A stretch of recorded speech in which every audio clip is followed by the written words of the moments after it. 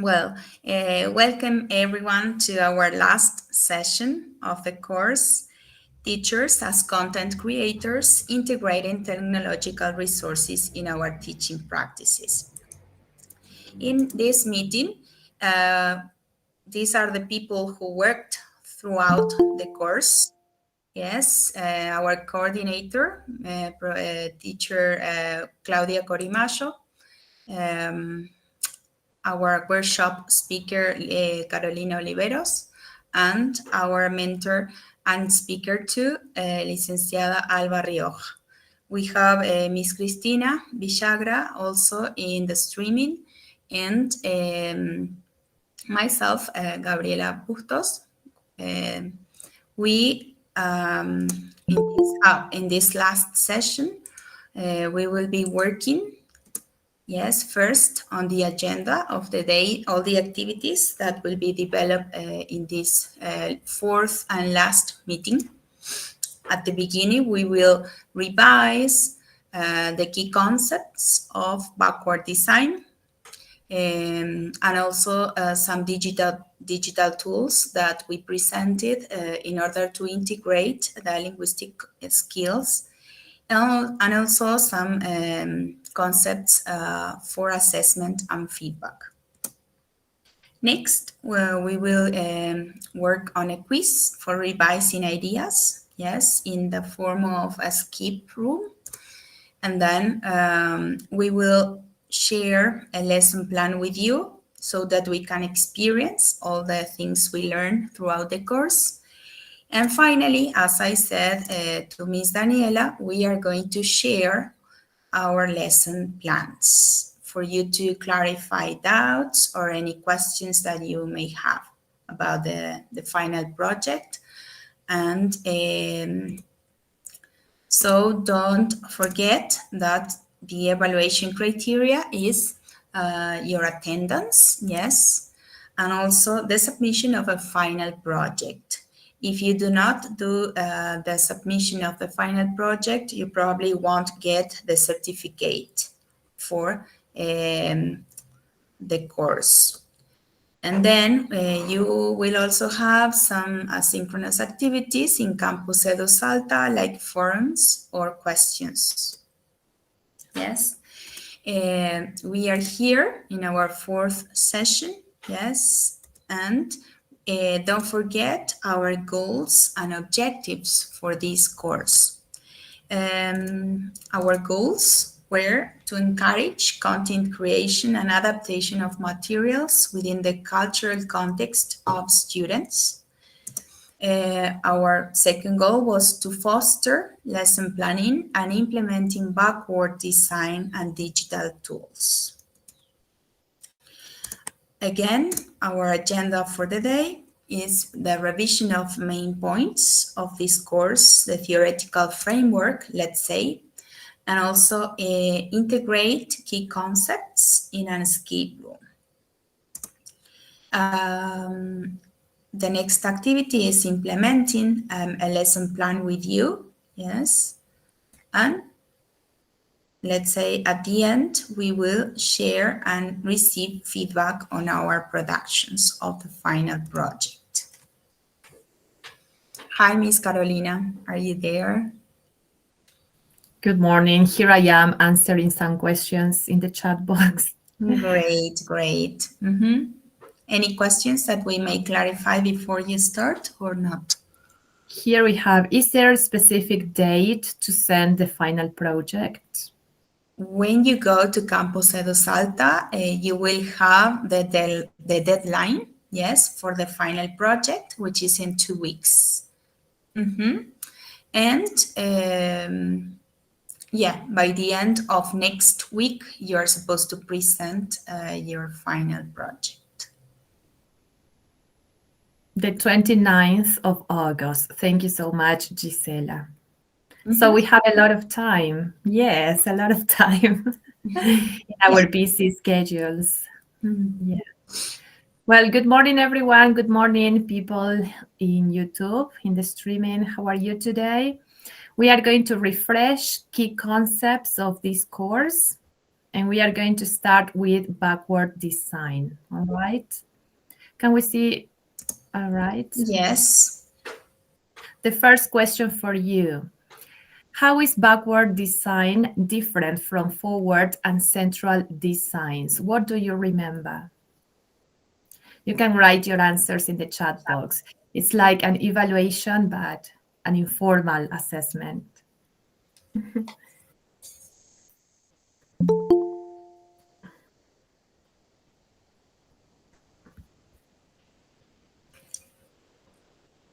So, no answers yet? Hello, good morning, Miss Gabi and Vero. Caro, sorry. Fine. Yes. No, it's okay that you call me I don't Vero. know why I confused. Yes. I have a sister, she's Veronica, and people Yeah. have always called me Veronica too, but I'm Caro. For me, it's like, yes, we are like tocajas, yes, because my second Yeah. name is Carolina. Okay, there are no answers yet. Okay, but Miss Rosana says outcomes. So maybe she means that backward design has to do with outcomes. Yes, Yes, we have that's another correct. answer here. It Yeah. starts with the outcomes, right? Yes, there are other answers here in Meet. Yes, Miss. Forward design is based on communicative language teaching and content-based instruction, says Pamela. All right, very good. Well done, people. Yes, backward design focuses on the outcomes, on the objectives first, and then it moves on with assessment and learning experiences. Great. So let's see the answer. It says a planning framework in which you start with end in mind, the desired outcomes. Once you have determined what you want the students to be able to know and do, you will define how you will know if the student has achieved those outcomes. Excellent. Valeria Ramos, you have a 10. So let's see the next slide, please. Sure. There we have the answer. Yes, it prioritizes learning goals as the starting point for crafting effective and engaging educational experiences. So, do you remember what the role of the teacher is under this design? The teacher acts as a, can you complete the phrase? As a guide, okay. What else?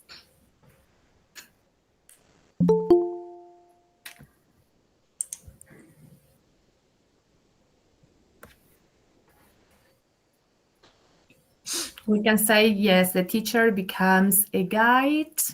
Uh, the word starts with F.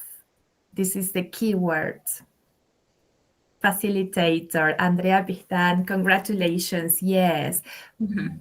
And also we can say a guide, a facilitator, and another word. It starts with C.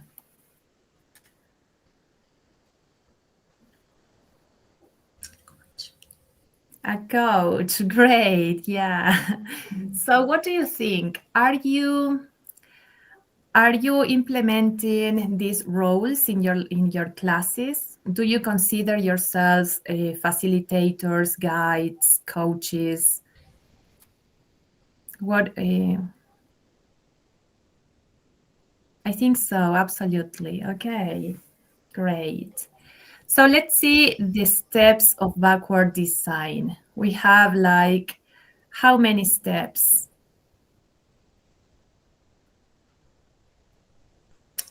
Yeah, maybe you can just write through the chat the names you remember, like for the steps of backward design.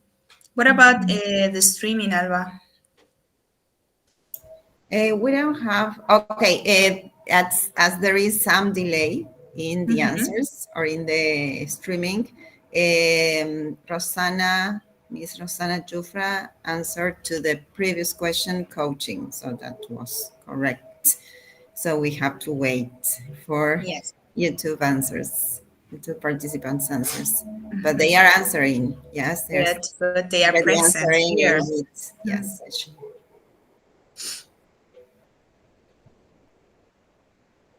Gabriela and Cici say 7 steps. Yes, good. I was seeing other answers and they were saying 6. So let's see, 6 or 7 steps. Identify, diagnosis. Okay. Great. They have been reading and reviewing all the material. Amazing. It's important for you to go through all the resources we have.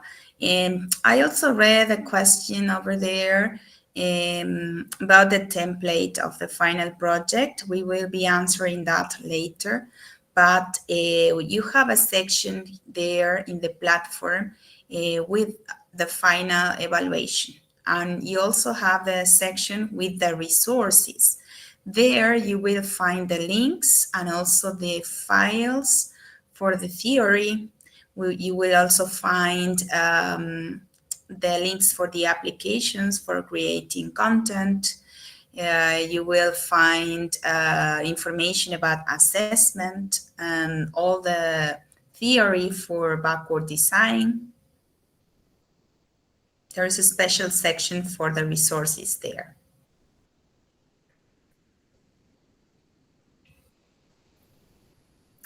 Okay, we have a very complete answer from Carmen Cruz, del Carmen Cruz.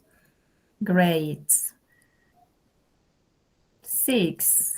So, okay, she's mentioning the name of each step. Great. So let's see the next one, please. Okay, let's continue then. They are 7. Great. And the first one, as you said, is the diagnosis of needs. We need to know what our students need to achieve in communicative goals. And from that point, we can formulate the specific objectives. Great. And once we have that part clear, we can select and organize the content with which we are going to work. Remember that we can design a unit of work or just a lesson plan. All right, and once we have that, we can start designing and arranging the learning experiences, as you said. And the final step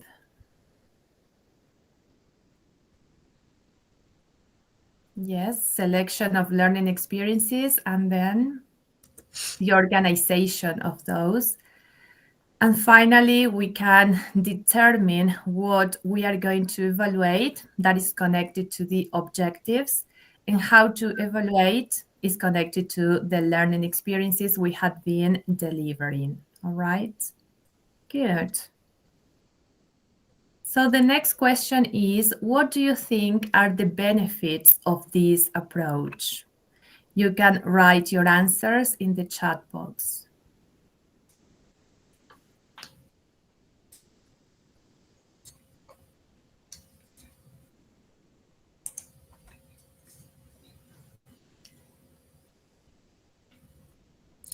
The benefits of backward design.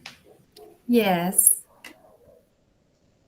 Okay, is the streaming there, Alba?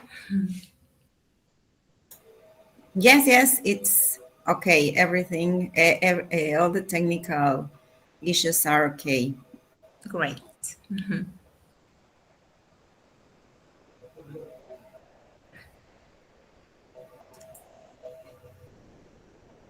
Well, it says improve students' understanding, says Gisela. One of the benefits of backward design. Yes, it's like an open question because you have to think here. I think we didn't give you the answers of this question, but what No. can you? Help educators focus on desired learning and understanding. Improved assessment, intentionality, focus on understanding.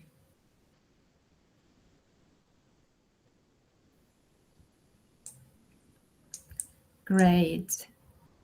It has benefits for students and also for teachers and for the whole educational system. It says Yeah. encourage deep understanding. The activities are more engaging for the students. That's right. There is an intentional assessment. Good.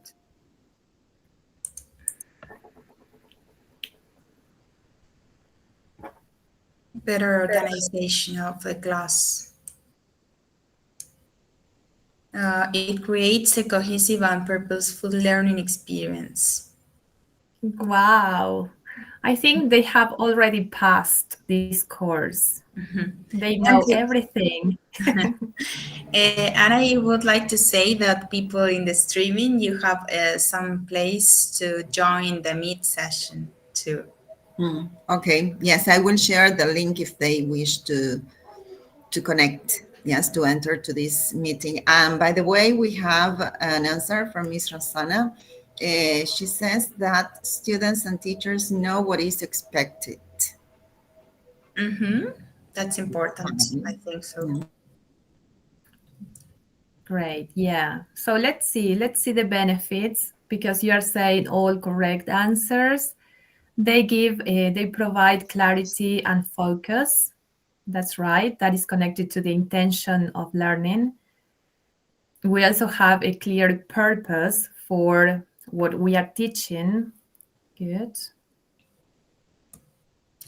Sorry. Okay. Sorry. I don't know what happened. Okay.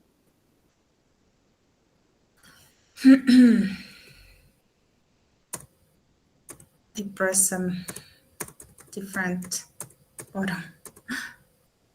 It's okay. All right. Then we have an improvement in student achievement due to this clear specification of what they have to do. Great.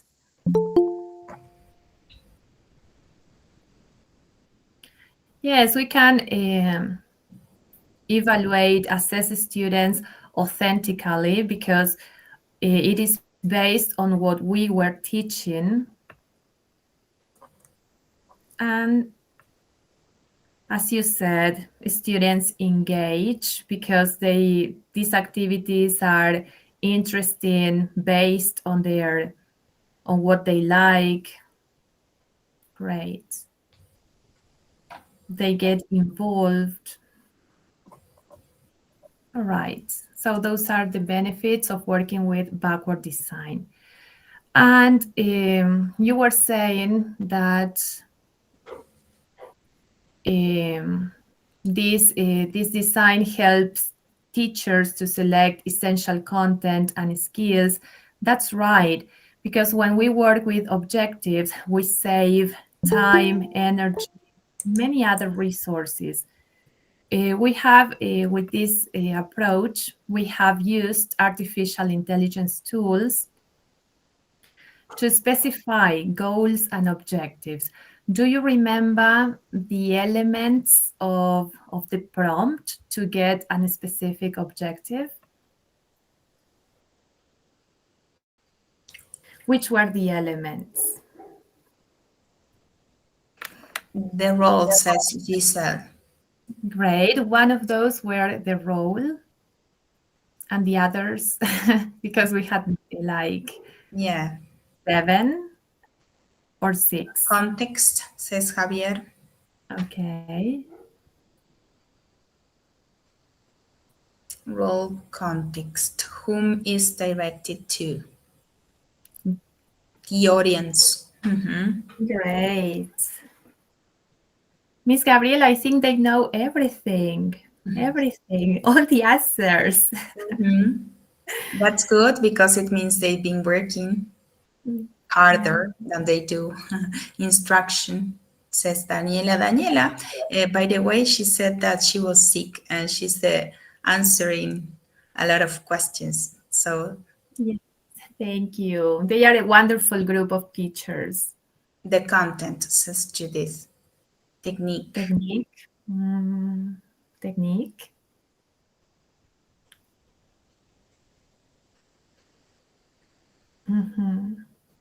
Do we have any answers from the streaming? Specific requirements. Not yet. The context again, content and instruction. They were saying the theme and the age of the students. That's also important.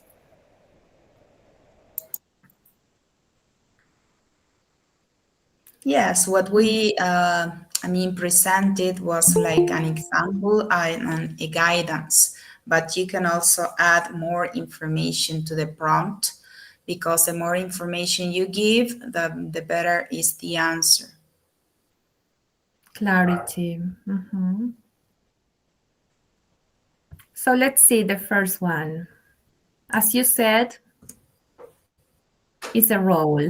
We need to ask the artificial intelligence to act as a teacher of English as a foreign language for, and then we include the task. Yes. I don't know if they said the task. Oh, yes. Role, task, audience. Okay. Okay, we need to specify the group of students, primary students, primary school students, high school students. What is the level, like A1, A2, and also the age. Great. We were working with the context here, and we said that the context is like the topic, right? We are integrating content to a topic. For example, celebrations in Argentina, world leaders, and others that you are going to share after the break. So then we have the specific requirements. Yes. We were working with competencies and functions. So our linguistic contents should be expressed under these terms, competencies and functions. Good. So what's next? All right. Well, the aim of this course was to integrate technological resources and linguistic skills.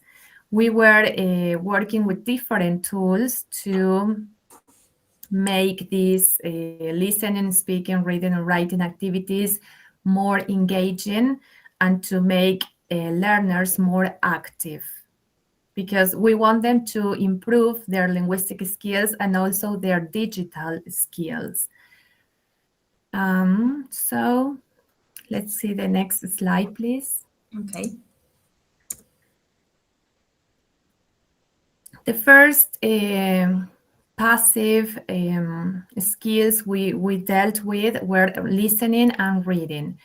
And when we work with these skills, we should bear in mind the context of our group of students, the level of the language, the kind of activities, and the materials. Would you like to say something as regards any of these items? Like what kind of activities, what is important to bear in mind as regards the materials or the social context? What do you remember about this?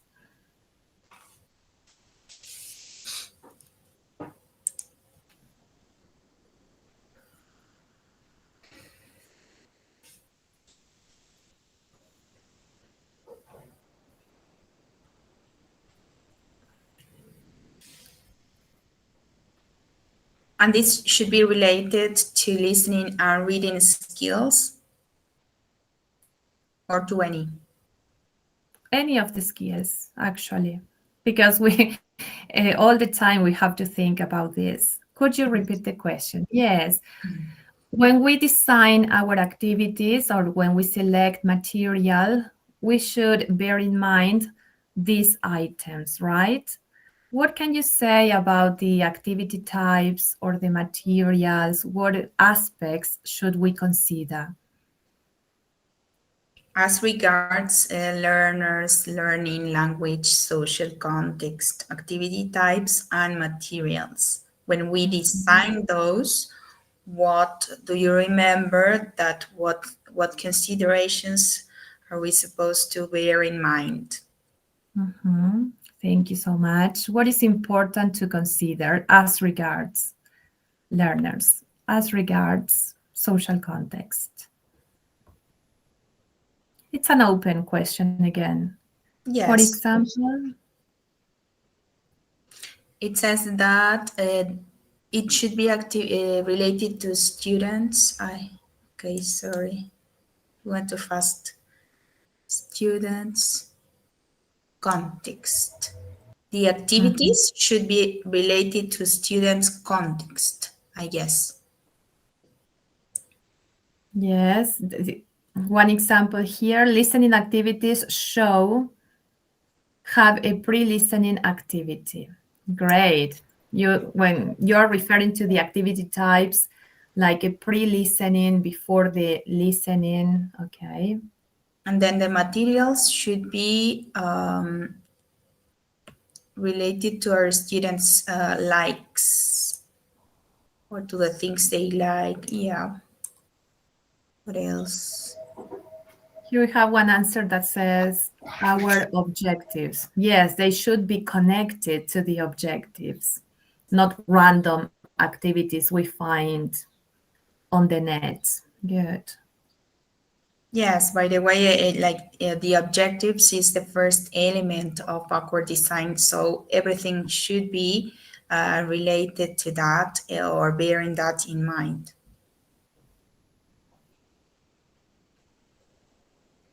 Yes, and we were working with the contextualization of of the language, of the content, the topics. That's right. We have, Connected to students' interests, taking excuse me, prior knowledge. Good. Yeah. we Yes, have, Alba. yes, we have some answers from YouTube participants. For instance, Missines says that we should always prepare a pre-activity, a while activity, and a post or follow-up activity.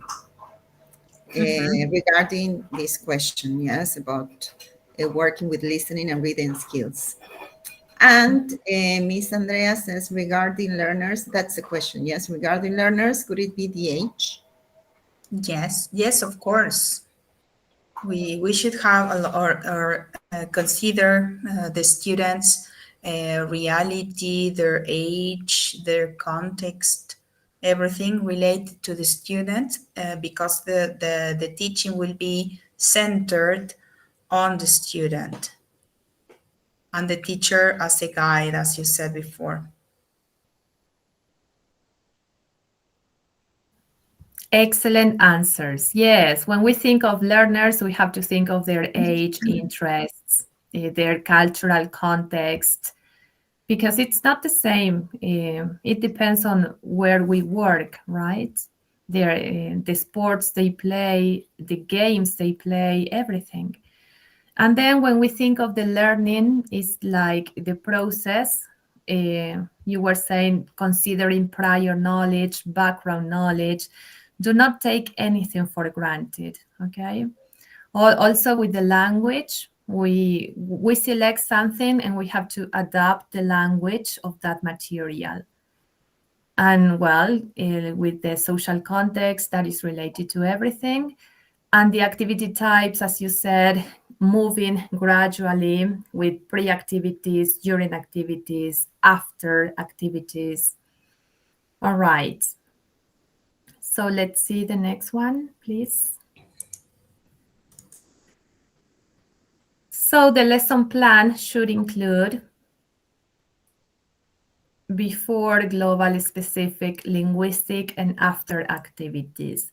What do you remember about kinds of linguistic activities? Which are them? Can you give examples?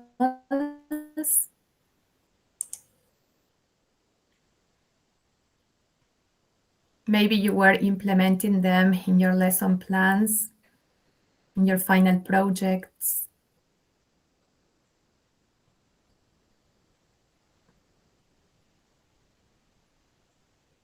Questions and answers.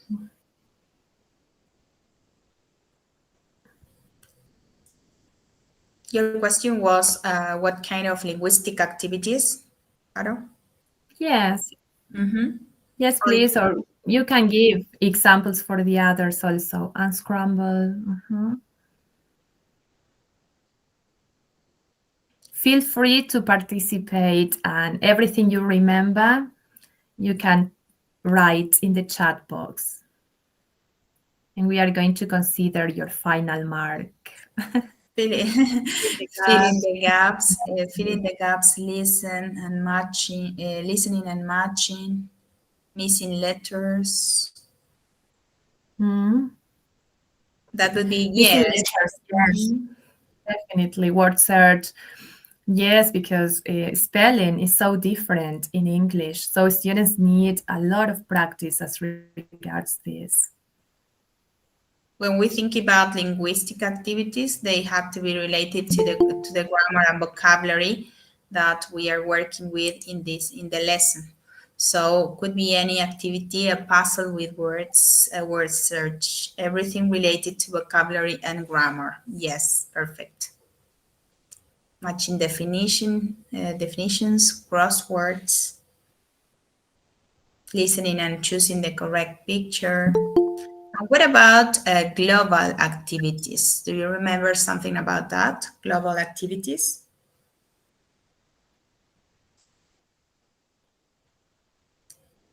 What do you remember about global activities?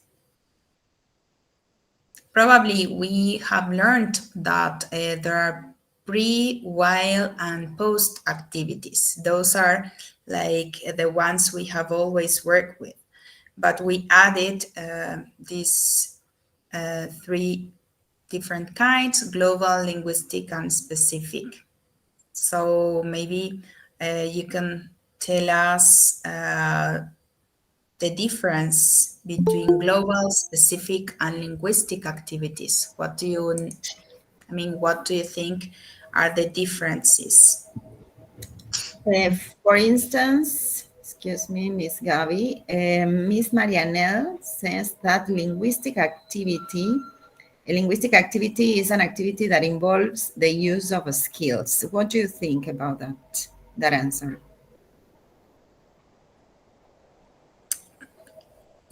All of the activities, I think all the activities are included in the learning of a skill, but linguistic activities are more related to the to the grammar and vocabulary focus.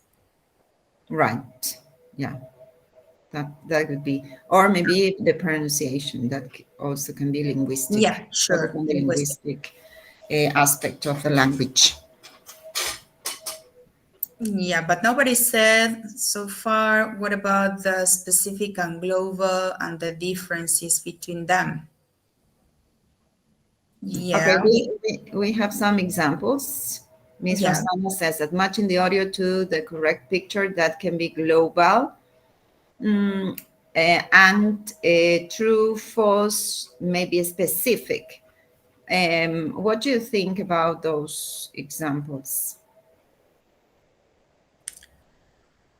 I would say that when we talked about global activities, they maybe aimed at identifying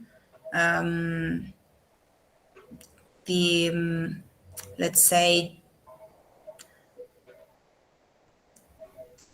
the goals of the lesson and the type of information, for example, of Yes. some. Yes, I think it's connected with the type of information. That is to say, when you focus on general information from the text or the audio. For instance, Yes. the activity that Rosanna proposes, Miss Rosanna says, matching the audio to the correct picture or pieces of information that you may listen in the audio to the correct picture. That can be, yes, a kind of a global activity. And we can say that global activities are focused on general information, or we can call them listening for general information or reading for general information. Good. Because after that, you have specific information, Yeah. right? Or specific activities. And there you just, then you go to the inductive thinking, right? Right. Well done. Great answers. Yes, we prepare with the before or pre activities, we prepare students for the general comprehension of a message. And then we start dealing with the specific structures and vocabulary. And we pay attention to more specific points in the listening or in the reading, right? And that's why we have specific linguistic and after activities. After to practice more, right? Good. Well, you were giving a lot of examples like predicting, creating titles, ordering information. Good. Well, the next one, please. Okay. Okay, which digital resources do you remember we were using in this course to design all these kind of activities? Like any app that you have probably already used for your final project. They say Canva, WordWall, Educa Play. Okay, let's Genially. show them. Let's show them. All right. Oh, the first one, Book Creator, WordWall, yes. Google Forms, videos from YouTube, Canva, Genially for presentations. Good. What about the difference between Canva and Genially? Kahoot also, yes. Padlet, they say here. Oh, yes, here. We don't have Padlet here, but maybe we have it in the next one. Plickers. Plickers, Yes. our assessment. Someone mentioned that activity, that app. Well, okay, then we are going to see the ones you have used for your final projects, okay? Jamboard. Yes, Jamboard, but Jamboard is no longer in use. Yeah, I love the Jamboard, but Yes, it doesn't work anymore. Yeah, So doesn't sad. work. It was closed by Google. That's a pity.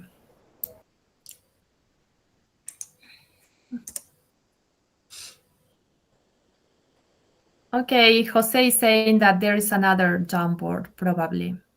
Do you know the Not with name? that Jose? name. Not with that name. There's no. No, what's the name for the new Jamboard? I know there's not a new Jamboard. It's like Google sent a suggestion for using another board, but it's not the same. It doesn't belong to Google, or it's another type of app.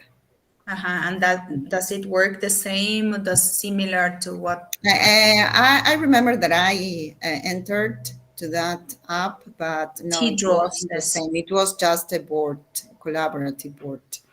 No. Okay. I prefer using Linguistic or Nearpod. Jose is sharing T-Draw. That's the name of the. I will check that. T-Draw. Which is the name? T-Draw. Yeah, maybe there are many collaborative boards. Right. And now, TL Yeah. job. Yeah.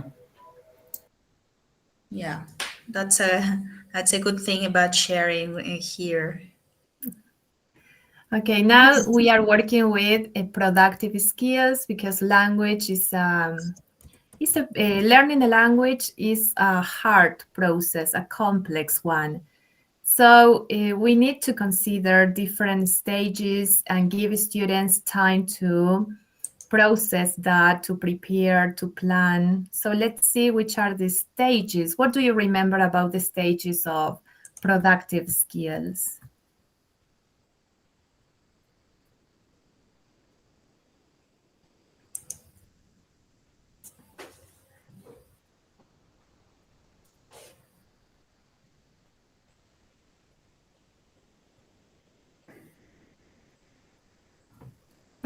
Any answers there? Productive They are skill. thinking, they are thinking, it's okay. Yes.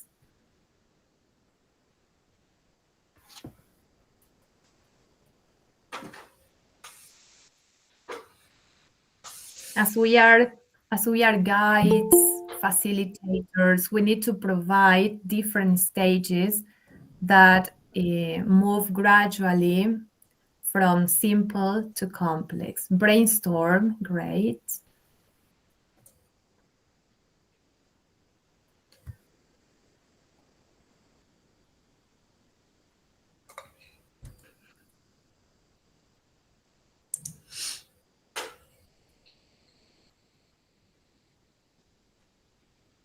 Rewile and post again. Paralinguistic. Someone said specific questions. Mhm. Yes, they are related to the kind of activities we have seen before. Let's see the first one. There's a good answer or a question in the YouTube streaming that says missing is model. That's Mhm. interesting. Modeling, yes, great. Providing an example, a model. Mhm. Guiding questions we have here. Also, yes, to narrow what we want from students, we provide guiding questions. Great. Okay, Gabby, let's see the first one, please. The most important.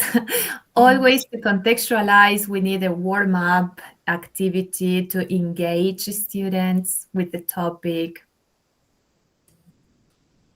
Then we provide, like you said, a model and we analyze that model, the type of text, the organization of and the structure of the text that can be a speech or a written text.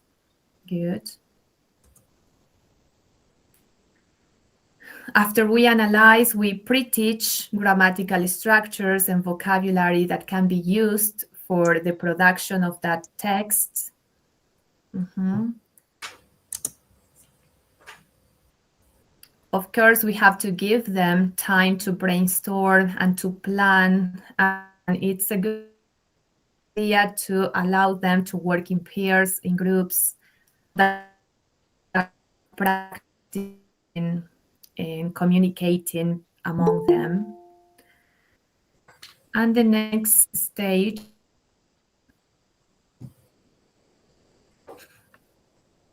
providing a meaningful task.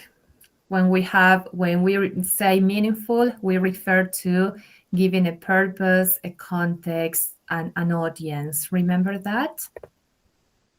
What can be a purpose?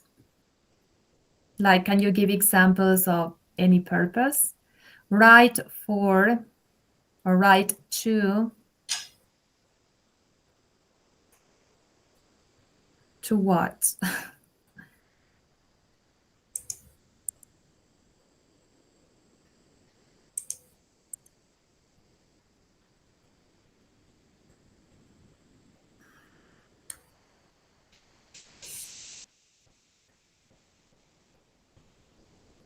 Can you give me an example? Are you thinking?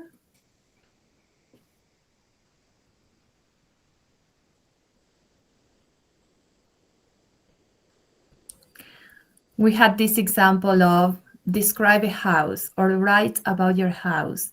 And we said that they were not meaningful or they were not effective because they didn't have like a purpose, a context, and an audience. What do you remember can be like the purpose?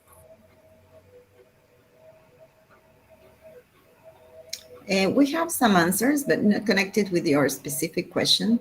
But it's Missina says, send a letter, mail to somebody. Write, Mariana says, write the most embarrassing moment in your life. Or to tell a story, personal experiences. Yes, that would be like Yes. the context. You are giving a context, like the type of text, an anecdote, an email. Great.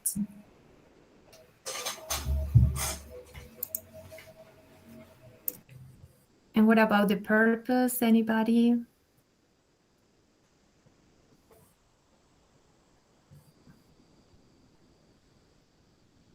That is connected to the purpose of language. Like when we speak or when we write, we do it for something, okay? And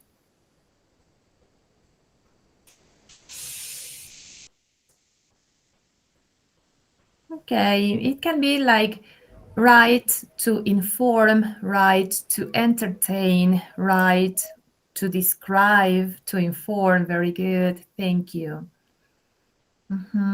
To persuade. All right. And then also specify the audience, like, are you going to write for, or are you going to talk to a group of students? Are you role playing and you have to act like a hotel manager? Okay. When we refer to the audience, we set the tone and the register. Okay. And the final stage is allow students to correct themselves, to like do peer interaction and correction before handing the paper, handing in the paper to the teacher. It's important to give them this this stage of correcting themselves because they are not used to that. Okay. And the tools we have been exploring in this course, which are the tools?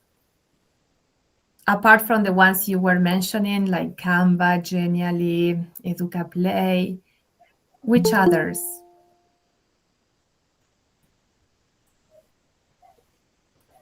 Meet.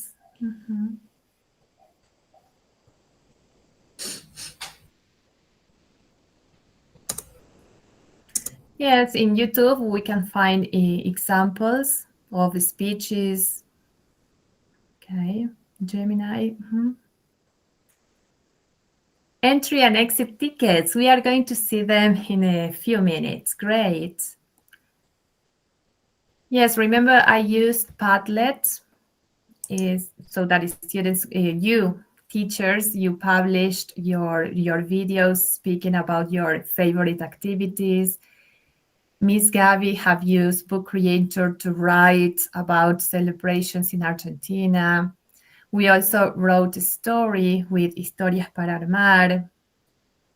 With learning apps, you can design a lot of activities for like a warmer. All right. Some people are sharing like the ones Miss Alva proposed for evaluation or assessment. So probably we will see them, as Caro said, in a few minutes.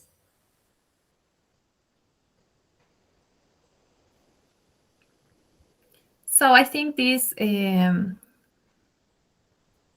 were all the tools we have used in the course that we have showed you to integrate linguistic and digital skills. What skills, when we integrate linguistic and digital skills, we also develop many other abilities. Which are they? Like, what can you say that when we work with all these apps, we also develop what kind of skills?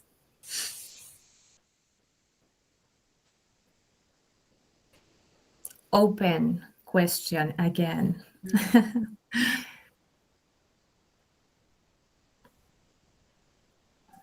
Some people are mentioning like different, I don't know if they are applications, but they are not the ones we shared, but it's okay. You can use any, because look, what we are working is on the integration of all the digital skills and content, but you can use any application. Yes, Mr. Rodriguez is saying digital skills, but within digital skills, which other skills are integrated? Like when you write a story, you are... Are you thinking about 21st century skills, Caro? Yes, they are saying collaborative work, thinking, that's right. Imagination, right. Digital Critical. literacy. We have that answer in YouTube. Creative In the YouTube thinking, creativity, good. creativity. Cooperative work, great, yes. Yeah, I think she means that. 21st century skills, self-esteem, empathy, I read before. Great. Yes, communication for sure. Yes, look, we are integrating linguistic and digital skills, but at the same time, we are developing all many other skills that are also so important: creativity, communication, collaboration, critical thinking. Good. All right. So now we are going to refresh ideas as regards assessment and feedback with Miss Alba. Are you there? Yeah. Okay. Yes. Welcome, Okay. Miss Alba. Another topic and another step that you have to take into account in backwards design is assessment. Okay, and we focus on a perspective that we can take when we deal or when we want to apply assessment in our units of work. So how do you call this type of assessment? Do you remember? Using rubrics. Okay, no, it's like when we talk about a summative assessment, formative assessment, how do we call this type of assessment? This perspective, I would say. Okay, Assessment thanks. for learning, says Yeah, Caro. assessment for learning. And we talked about the difference of assessment for learning and assessment of learning. And that distinction is relevant when we want to reflect and analyze how we assess in our classes, because all of us assess all the time, okay? And so how do we assess? Do we assess students to get a grade, or do we assess students to make them learn something? Yes, to a skill, for example, to improve their English skills. So that's the difference. Yes, so that we focus on reflection on our teaching practices. So we think about, okay, which is the perspective that I am using in my classes. And we propose here that we assess for learning. Okay, and there is we will review, briefly, the topics. Okay, so let's see the first picture through pictures. So we presented this graphic, this pyramid or triangle, I would say. It's not a pyramid, it's a triangle. And it had three main elements, and in the center we had feedback, something that is very important in assessment for learning. Okay, so we have three aspects: diagnostics, learning intentions, and success criteria. Can you give me like key words for diagnostics? Words that are connected, yes, with diagnostics.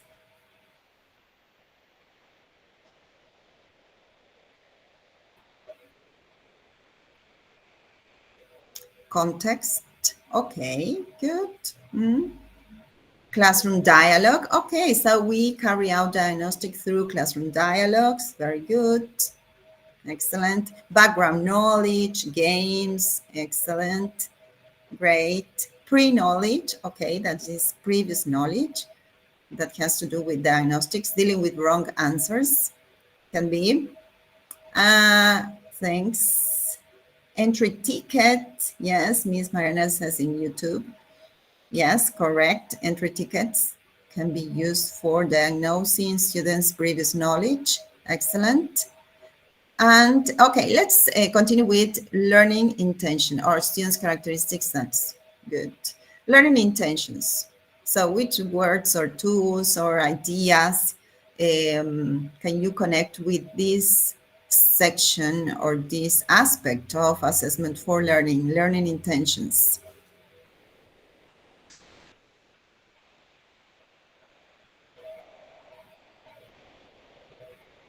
Some tools can be the what, the how, and the why. Okay, very good. That's it. Yes. Speaking about what students are going to learn, how they are going to learn, and why do they need to learn that content, okay, or that skill. Very good, very good. Those, and which, there are some tools that we can use, or what can you think about when we speak about learning intentions?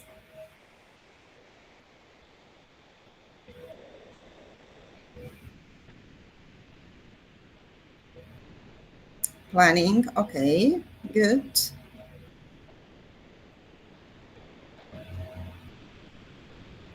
For example, when we want students to do something, for example, a presentation, and we tell them, okay, how they should do it or the expected result of the activity. Okay, active listening, context, that's important, very good. So when we tell them instructions, okay, that's correct. Someone in YouTube says entry ticket. Yeah, and also Miss Mariana says objectives of the lesson. That's, yes, that's it, because that's connected with the what and the why also. Okay, great. We can use charts, rubrics, right. Thank you. Okay, thank you. Now they should know why they are doing the activity. Excellent. Yes, giving them a purpose to tell them why, how they are going to use that in real life, for example. And the third element is a success criteria. How can we work with that aspect or keywords? Okay, here Miss Rosanna in YouTube says rubrics. Okay, right. That has to do with the success criteria. Modeling, yes, giving students a model so that they know what they should do. Excellent. Miss Ines says, agreed to measure what they know about the topic, what they want to learn, and what they have learned. Okay, yes, that chart. Yes, that chart that is called KWL chart. Excellent. Giving examples, that's great. Giving different types of examples. Great. Okay. Excellent. Now I think we are ready to continue with the other picture. Miss Gabby. Okay, and the central element is feedback, and we learned some aspects or some characteristics of giving effective feedback. Do you remember any? You have some pictures that are connected with the characteristics of good feedback. Can you use full screen? Okay, it's in the presentation is in full screen. The picture is not so big, but that's the idea that you remember, okay? That you remember, or tell us what you remember about giving feedback, some characteristics of good feedback. Well-timed, very good. Well-timed, good feedback, or effective feedback is well-timed. Other keywords connected with feedback? Yeah, the picture is just to remind you about It says focus on the task, not on the learner. Yeah, very good. Focus on the task, not the learner.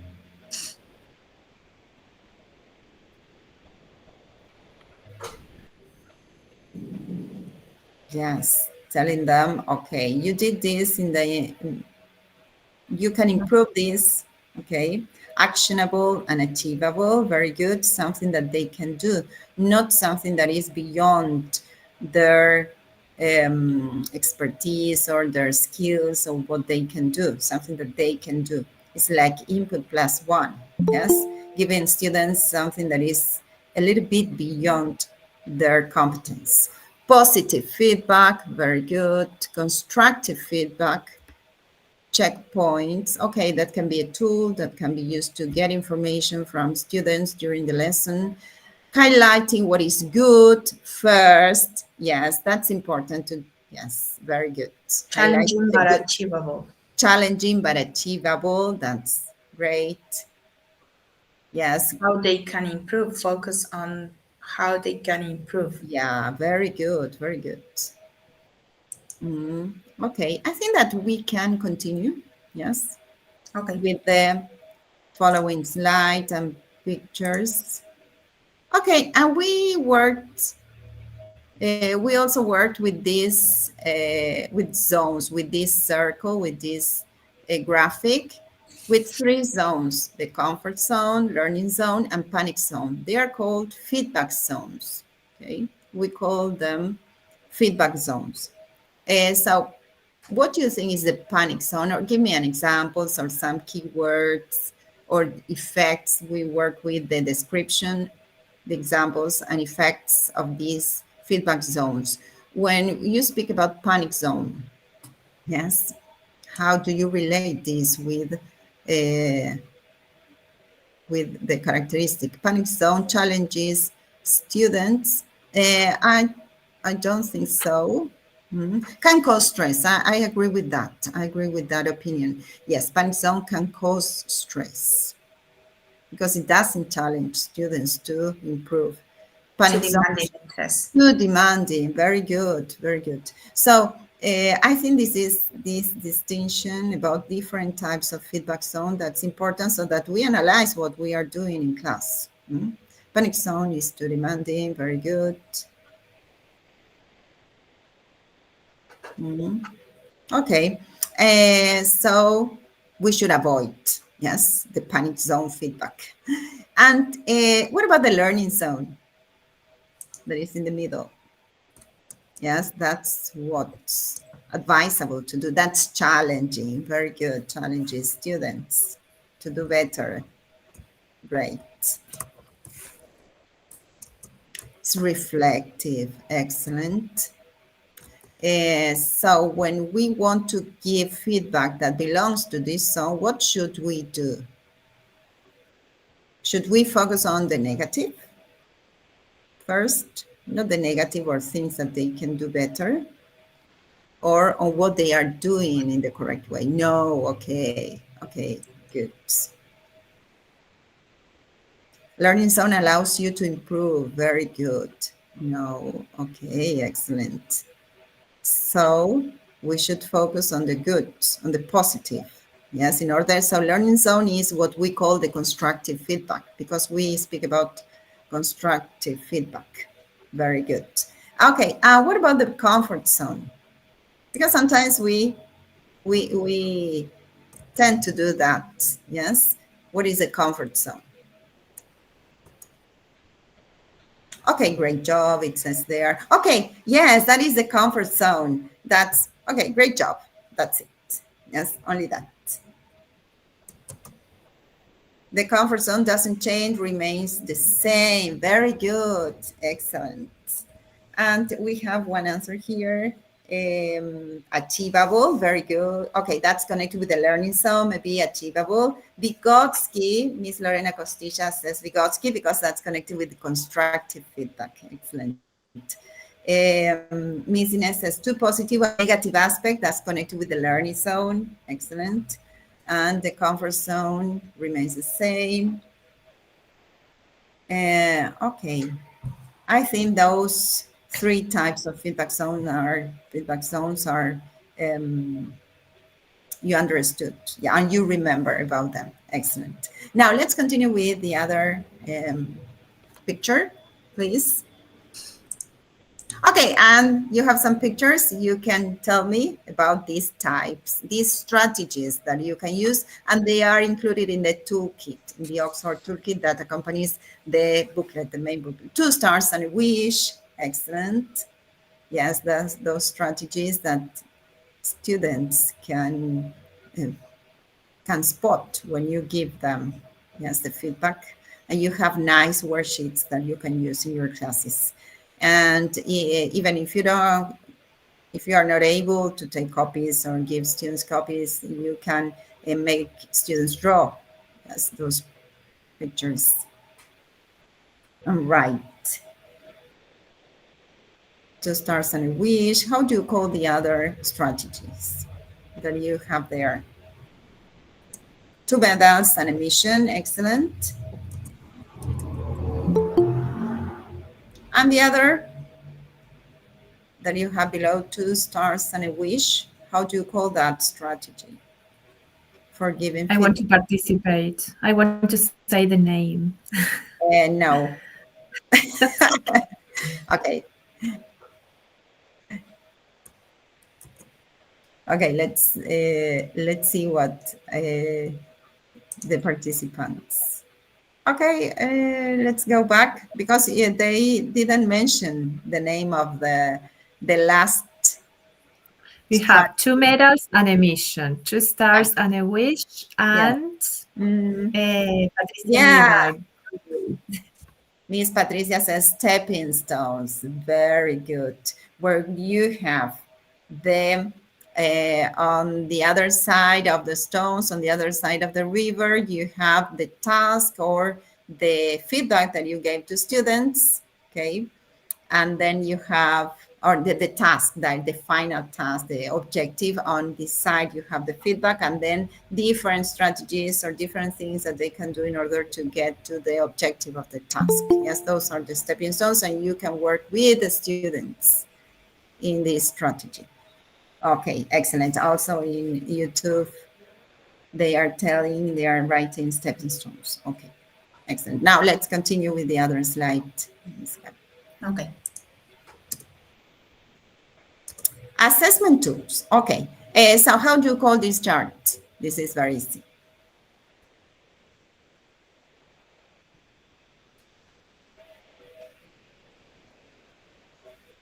Okay, yes, you can. Yes, the KWL chart. Excellent. That you can use in your classes for the pre-activity and also for an entry ticket and an exit ticket at the same time. Yes, this tool is very useful.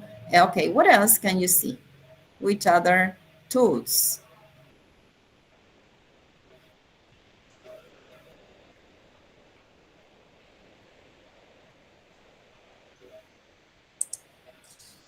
Clickers. Okay, you have, yes, the blue check. Yes, the blue check or the white check that is in the blue square. That's clickers. Entry ticket, exit tickets. Very good. You have those. How do you call this?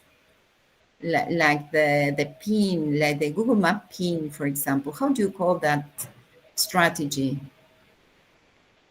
We have the entry ticket at the beginning of the lesson, the exit ticket at the end of the lesson or unit of work. And what do you have in the middle? Different what?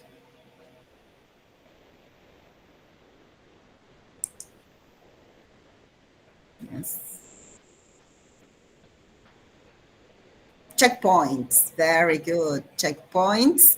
And you also can use a digital or a physical die. Okay, a physical die. Remember, die is the singular, dice is the plural of, yes, of die or the cube. Yes.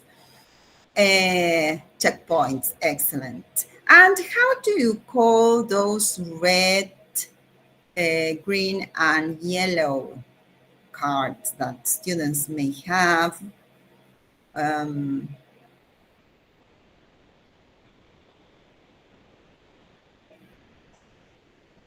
how do you call? Okay, maybe street light or traffic lights, yes. Or if they have that specific type of cards, like in a kind of a booklet, a kind of, I would say that's a flip chart.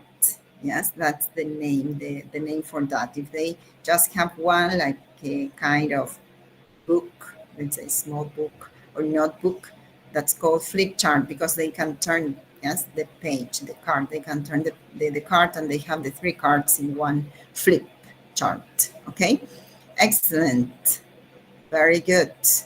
And as regards placards, yes, I, in the exit ticket of the class that when I presented that app and that digital tool, many teachers said that they wanted, yes, that they liked Plickers.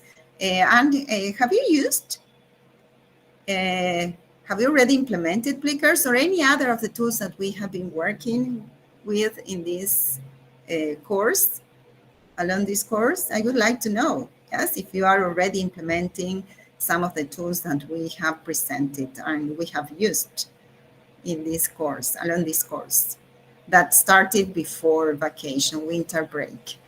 Okay, yes, Daniela, Miss Daniela says, I implemented the KW chart, excellent. And how, if you want, you can tell us if you liked working with that, how was it, yes? And what about the other tools?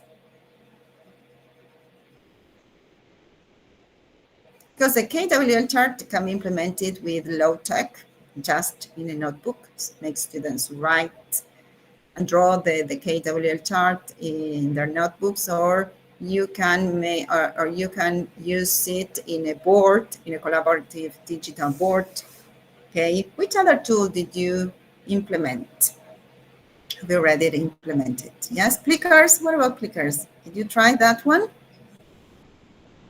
I printed it. Okay, that's nice. One of the teachers said that it was easy to create but difficult to share, put into practice. Okay, good.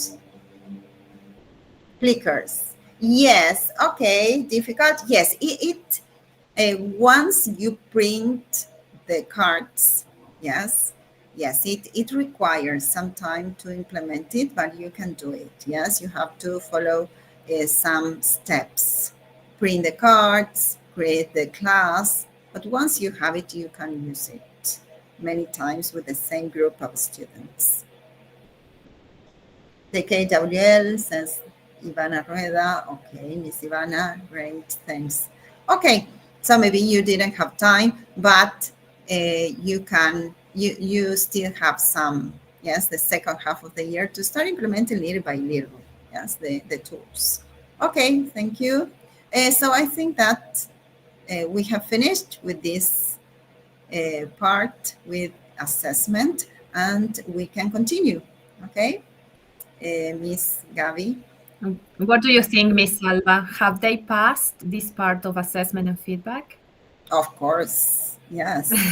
Congratulations. Yes, they know everything. That's amazing. Yes, okay. We are happy they are implementing little by little, yes, what we are dealing with in this course. Excellent. Well, we will continue with some, like a quiz that you are going to work with me, yes, in order to check everything you have learned. I hope you enjoyed this game, and let's see. I'm going to share with you. You probably know Genialist escape rooms, yes, but you will see now an experience.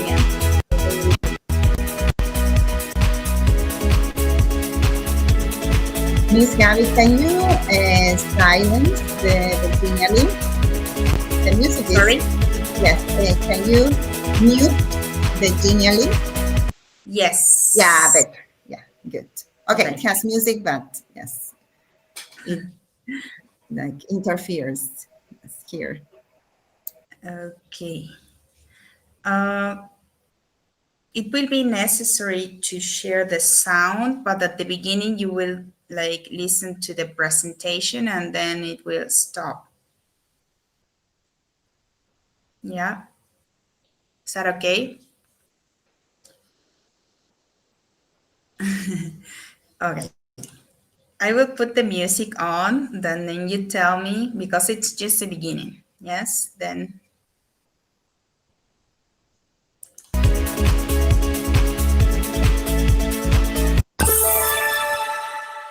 Well, it has different challenges, yes, according to the skills, and you will be participating in the chat. Yes, Caro, you check the chat because I'm going to share the game and you will have to read the teacher's answers Sure, here. I'm paying attention to Good. their answers. All right, and Alba also is going to be there in YouTube, and I'm going to be slow. As you can see, every challenge has like a code, yes, and when you find out the code, you are supposed to remember the number, yes. First, we will go to the speaking challenge. And in this challenge, you are supposed to share with your colleagues and find out the answer to this riddle. Yes? The riddle says, I'm a path, a way to begin. I can be taught in a class or learn from within. I'm not the answer itself, but the journey you take to solve a tough problem or a new skill to make. You're supposed to share in the chat what do you think the answer to this riddle is. I'm a path, a way to begin. I can be taught in a class or learn from within. I'm not the answer itself, but the journey you take to solve a tough problem, or a new skill to make. It's only one word related to the theory, let's say. I'm not going to give you more clues. Take your time to think on the Yes, answer. Like it's a yes. riddle. Write your answers through the chat.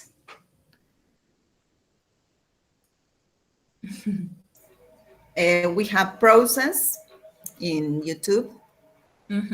Process. Well, Steps. here we have approach, task, planning. Right. Plan, Who warm says up. approach, planning? Do you have the names of the teacher? Yes, let me check. Approach, Gabriela del Milagro Suárez. And planning, Andrea de Ruano. Great. What else? Plan, warm up, task, discussion, steps. Okay. And what about YouTube? Just process Process. for the time being. Shall we move on or not? Not yet. Maybe they are thinking of the warm up because it says a way to begin. But it also says a path. Why are they saying discussion? Because it's repeating of a discussion. Maybe because it says solving a tough problem. But it's something much bigger. Like, yes. I like this, the journey you take.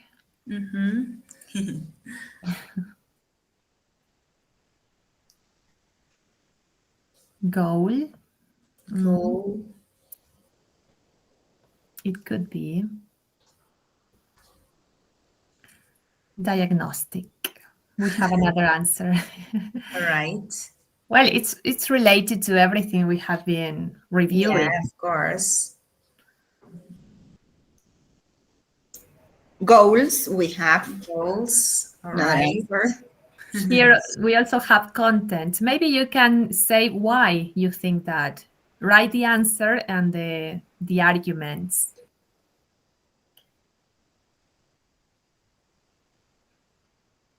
Because they are very, very diverse. Like we have pre-knowledge, content, goal, objective. It's like everything. Theme.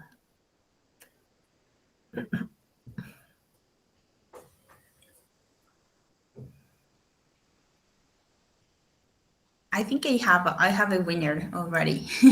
Great. Maybe I will wait one more answer from YouTube and then I will reveal the options. They look surprised. A lesson. We have another answer here. A A lesson. lesson. Mhm.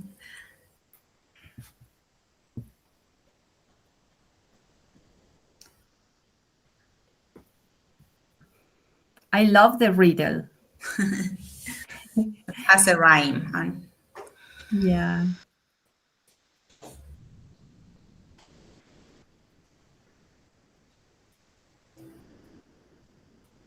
yeah, I'm going to wait for one more answer from YouTube participants. She says Yes. that the approach, because of the journey, referring to the way you get there. Like the approach refers to the journey.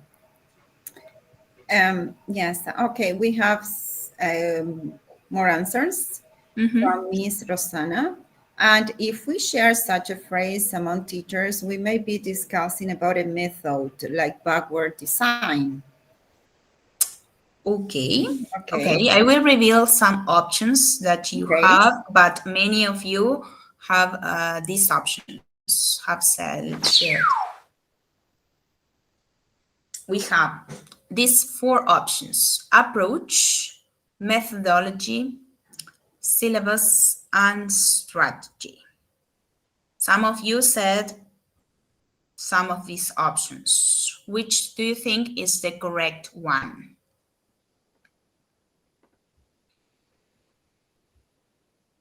We have one answer, approach. They were saying plan. Yes, like it's like the syllabus. Similar. And method, said Alba just right now. I would go with the winner, who I think it's Gabriela, the one you mentioned at the beginning. She was very, very quick.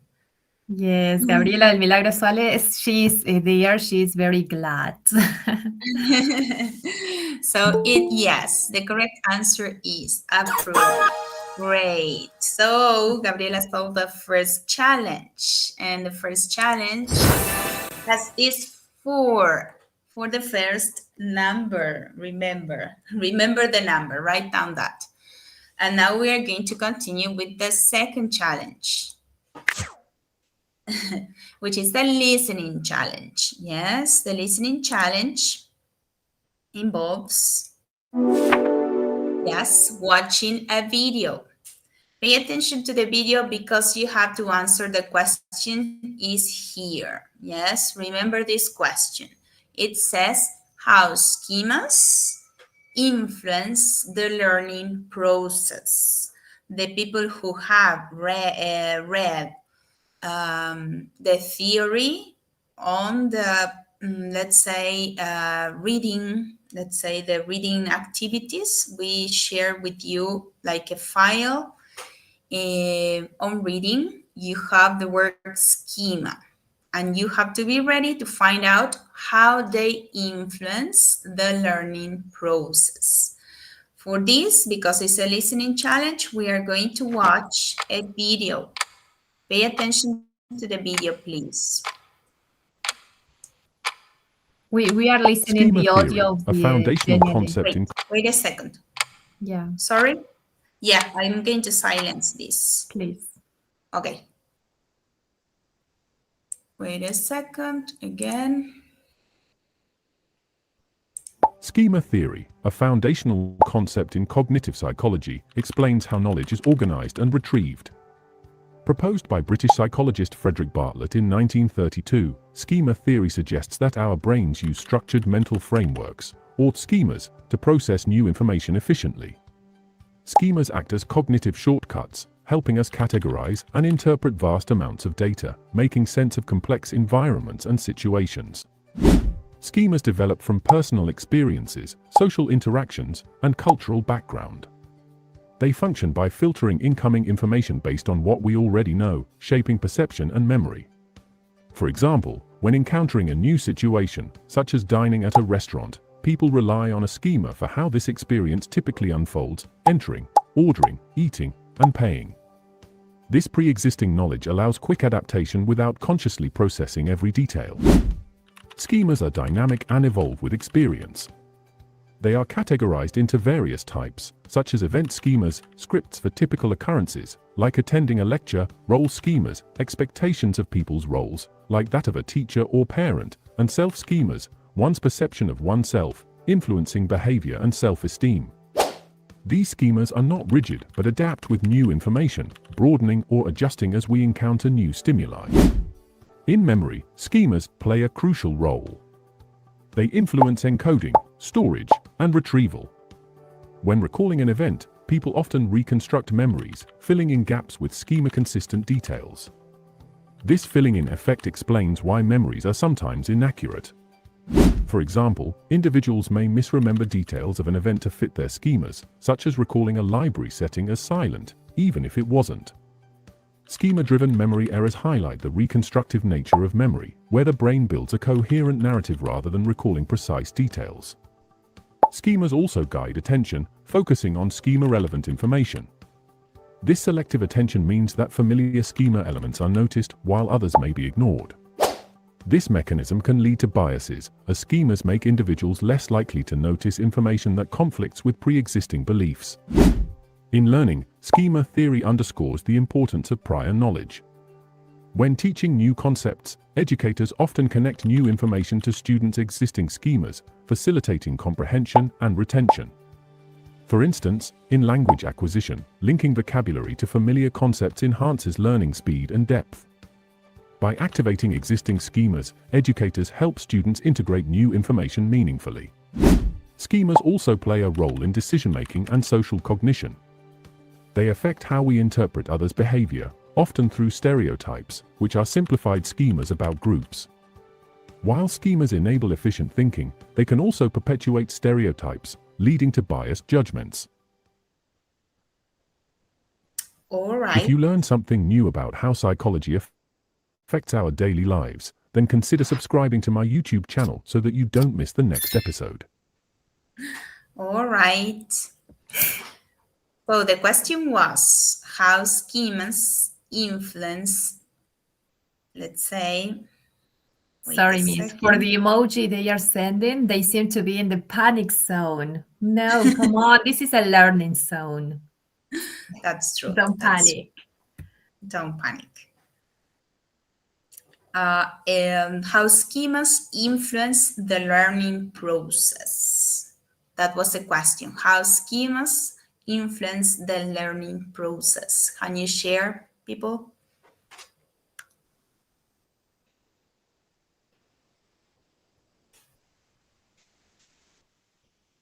No answers so far?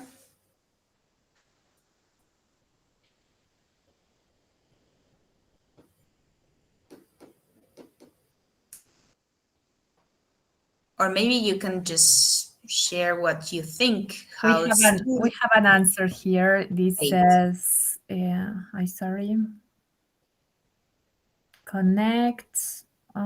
Let me see, because there is a complete one. It helps to connect new information with already learned one. Connecting, okay. New information with previous information. All right. Schemas act as frameworks for organizing and interpreting new information. It takes previous experiences as the starting point. Good. Great. Good answers. Then we have another one, to connect new information, comprehension, and retention. Okay. Great. Any answers from the streaming? Yes, we have from Ms. Marianelle. It is important, related, it's a question, or I don't know, Let's see. It is important related to background knowledge. Is it important to take into account background knowledge, or is it related to background knowledge? Background knowledge. Okay. Now I will share with you some options, and maybe Wait, you we will. have another interesting one here. It Good. connects prior knowledge in a meaningful way. Way. All right. Yeah, that's a good one too. All of them are good. They were paying attention to the video. Okay, great. So I will show you the options you have.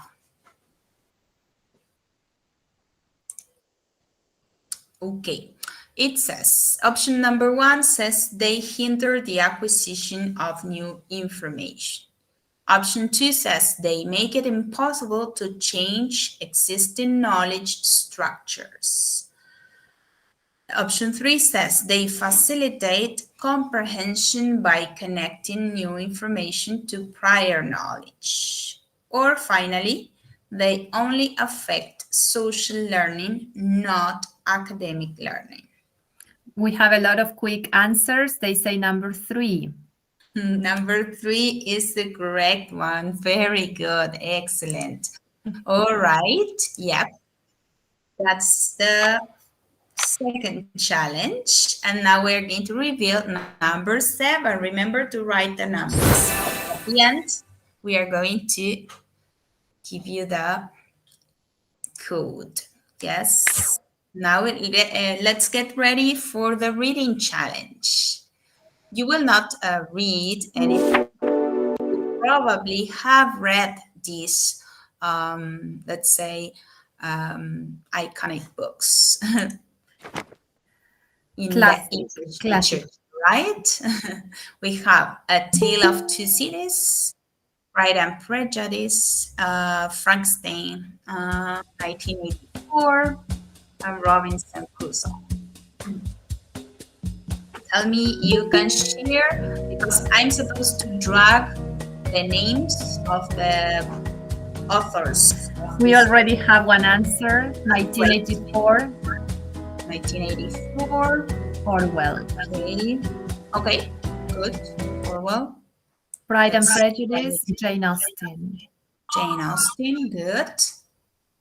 Have you read them? Have you watched or seen the movie? Then we have A5, B3. No.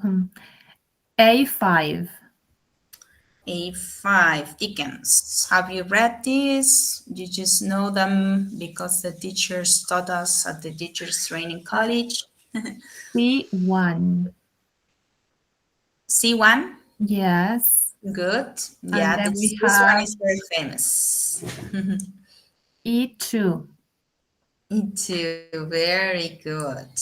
Have you read any of these books, Caro, or not? I have read all of them. I All think, of yes, but I didn't finish A Tale of Two Cities. My favorite in the world, Frankenstein by Mary Shelley. I love her. Really? And there is also a series on Netflix about Mary Shelley. I love her. Good, good. I didn't know that. What about the teachers?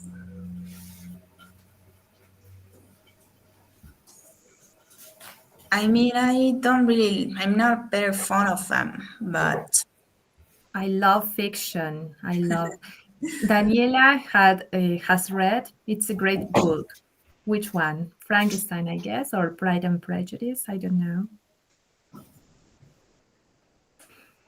maybe many people have seen the movie because this one is very famous. All of them are correct then.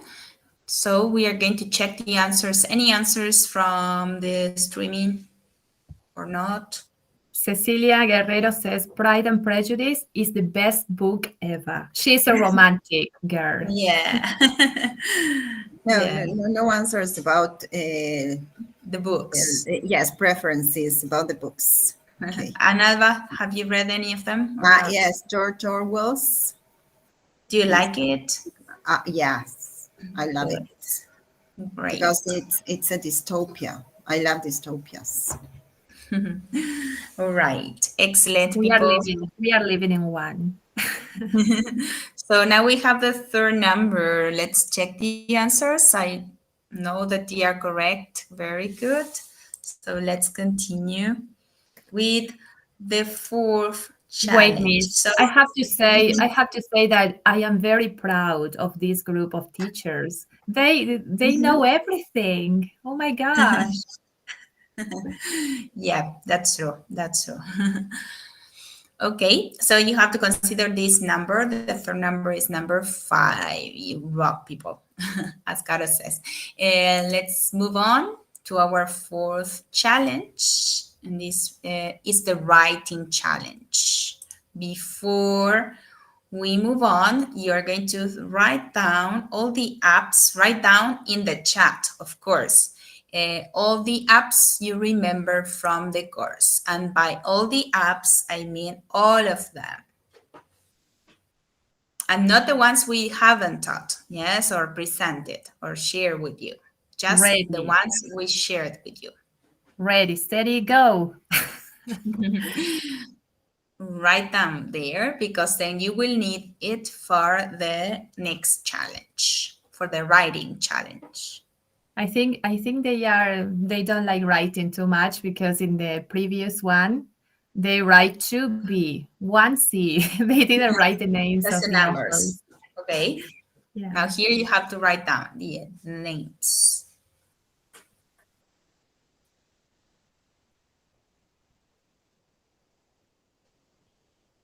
Okay, no apps.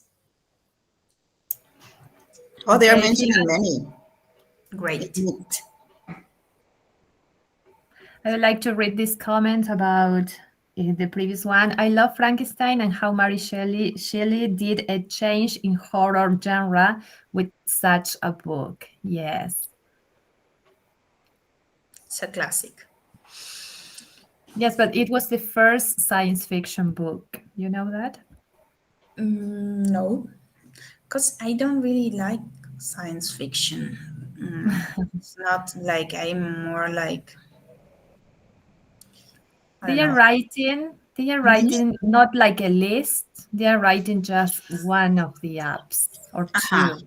For But example, for example, Genially Canva Word Wall Educa Play Historias para Armar. That is Gisela Secada. Excellent. Then we have Canva, Genially, Ziplet, Word Wall, Fukaru, Ziplets, Narakit, Google Forms, market, good. ChatGPT.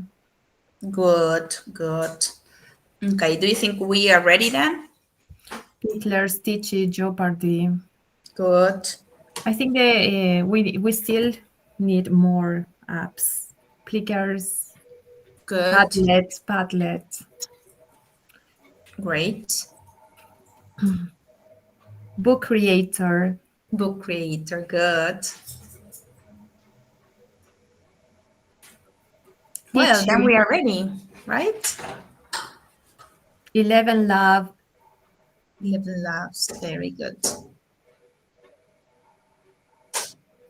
Okay, so in this challenge, we are supposed to look for, yes, I'm going to guide this, but we are supposed to find AI photo to cartoon converter. Yes, I'm going to move on and you tell me if we are there. So they can react, maybe? Yes, with the maybe thumbs they up. can say that's the one or the name of the photo to cartoon converter. That is not the one because they are reacting with the thumbs down. All right, what about here?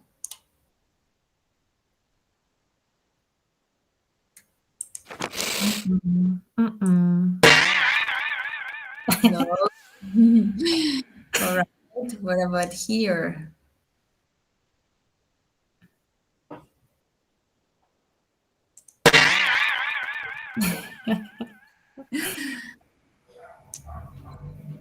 What about here? Thumbs down. No. Thumbs down? No, that's true.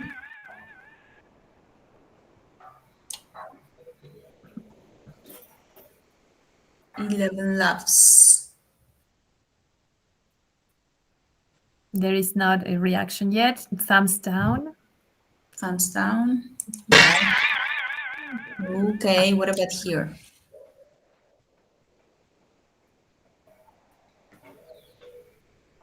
Mm-mm. No. Okay.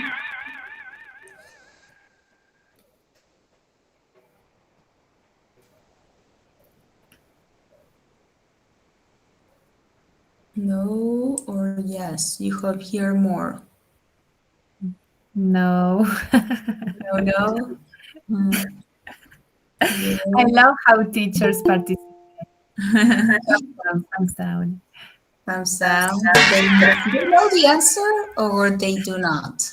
In the chat box, we can see book creator and also Canva. What about those? Here, book creator. It's No. not. Mm-mm.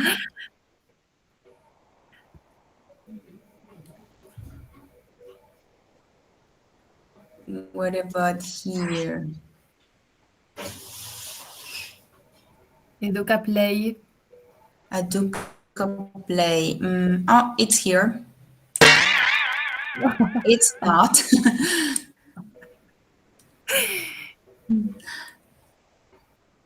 We don't have many. We just have some here. ChatGPT. ChatGPT, Dice Online, Word. Photor. Here we have one answer. It says Photor. Photor. Who is that? That is Andrea Bichtam and Andrea. Vanessa Mamani. Good. Let's see. Yeah. Yes, this is the correct one. Very good. Remember that you can use here any photo you have and turn it to a cartoon. Yes, for you to work with your students and do not post their photo if they are children, for example. Great. Awesome. Good. So, Other teachers were saying photo too, but I didn't see them. oh, okay. Sorry. But So well done. you have like the first winner. Who was that? I don't know, but Karina Ontiveros, Andrea Pistán, Guadalupe Pavón, Okay, very good. Mariela Excellent teachers. Capellucci. Great, great. So you're doing brilliantly, and I think we have one more challenge. Yes, which is the final one. So you have all the numbers 4, 7, 5, and 8. Yes. The final challenge is just wait a second. With this wand, we are going to find out a magic rock that can motivate a teenager. But if you know, please share it with me. How to motivate a teenager. Do you know, Caro? With games. With games. They do like planes. They love video games, online games. We have answers here. Music, yeah, music, games and videos. Great. Well, with this activity, we are going to finish the challenge by to smash the rock. So tell me, where should I smash the rock? We also have music and football songs. Good. Good. Jose Sajama says the middle, in the middle. Smash the rock in the middle. The rock in the middle. Okay, I will try. Good. So you have. So you have 4 sections. Awesome. Jose feels awesome. And then, okay, you should give directions to Miss Gabby. Where to smash next? The first, the second, the third, the fourth. First. Okay. The first one. Okay, let's smash here. The fourth. Okay, here. Oh, No, it wasn't. a cockroach. So the fourth, they are saying. Fourth. Okay, this one, I Mhm. suppose. Let's say, okay. Yeah. Okay. Yes, this was a magic rock that you used. And with this, we discover the last number, number two. Yes, as you remember. Now we will see. We have to introduce. Yes.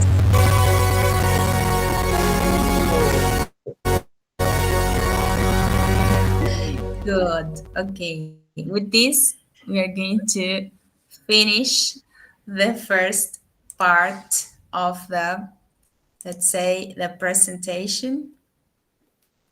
And we will go. Okay, wait a Congratulations. second. Congratulations. Congratulations, teacher. Okay, we will give you the break. As I share the code, we'll give you like the break, and we will continue after like in 15 minutes approximately. Yes. Yes, we come back Thank you at for sharing. Thank you for 10:15. sharing. You share your, I mean, process or the process of your final project. Yes, we will give you some minutes for you to share that. Let's say first we will, I mean, give you some volunteers to share this, because we don't want to miss that opportunity to I mean, clarify if you have any doubts or questions.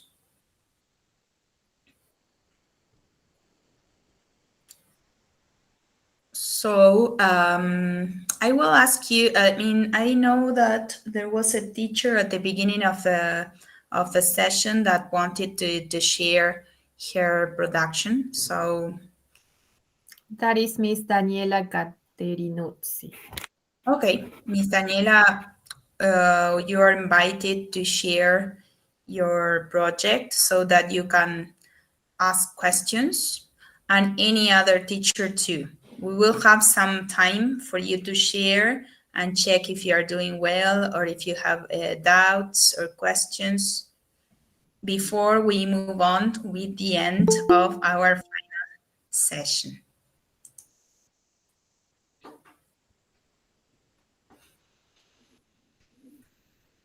Dani, are you there?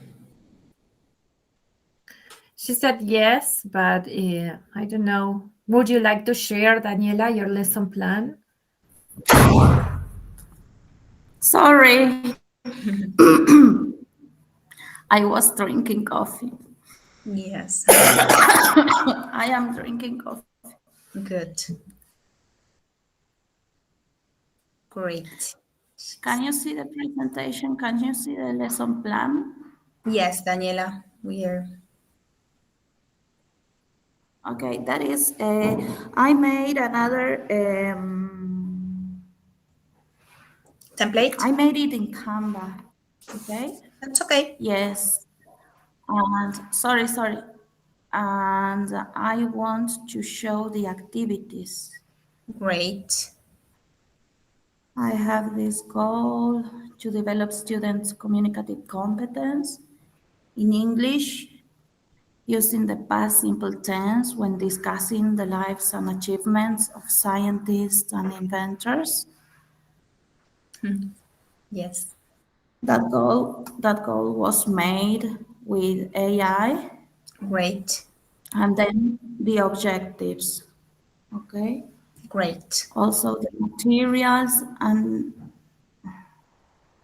Yeah, the resources Here students is are the supposed to use. introduction. Mhm.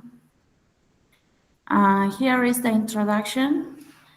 To start the lesson, the teacher presents the lesson objectives in terms of competencies using flashcards. Okay, I will show the flashcards to the students during the activities. Okay, and here you can see the competencies: digital competence, linguistic competence, social competence, and communicative competence. That would be your entry ticket. No, No. the entry ticket is here, the warm-up activity. Okay, it is a KWL chart. Wait, would I made it. Okay, I made it with my students, as I told you. You can see here, it is a real photo of my class, of my students. That is the first activity. It is an introduction to this is an introduction to the lesson, okay? right? Mm-hmm. And then I do the warm-up activity. Good. Mm, and then here is the activity number 1. It is a whole class activity. And we start with a speaking. They answer some questions. And you have already produced this application with the QR code. Yes, Good. yes. I will I see it. learned I'm seeing. how to make a QR code. Great. Okay. This is Awesome. a spinning wheel with word wall. I love your lesson plan, Dani. Yes. Okay. Mm-hmm. It is to start the lesson, okay? Because I don't know if they know some of the verbs related to science and inventions, okay? That is the first activity, the second one, sorry. And then they go to this activity. I don't know if you can. I will try. Yes, I can uh, see. I can see you are going to work with listening skills. So you are Yes, presenting a pre-activity and a during listening activity. Good. yes, that's right. That is the during listening activity. They will listen some information about 10 inventors and scientists, and then they have to match the names with the information. Good. It's like the global activity. Yes, it is a global activity. And I give them an example as you learn, as you told us. Mhm. For example, he invented the first powered airplane that flew in 1919 over Romania. He is Aurel Blaicu. One thing I would like to tell you, Dani, is that also you are including the QR code, but also Yes. include the link, right? Okay. Both. Okay. Thank Both. Good. Yes.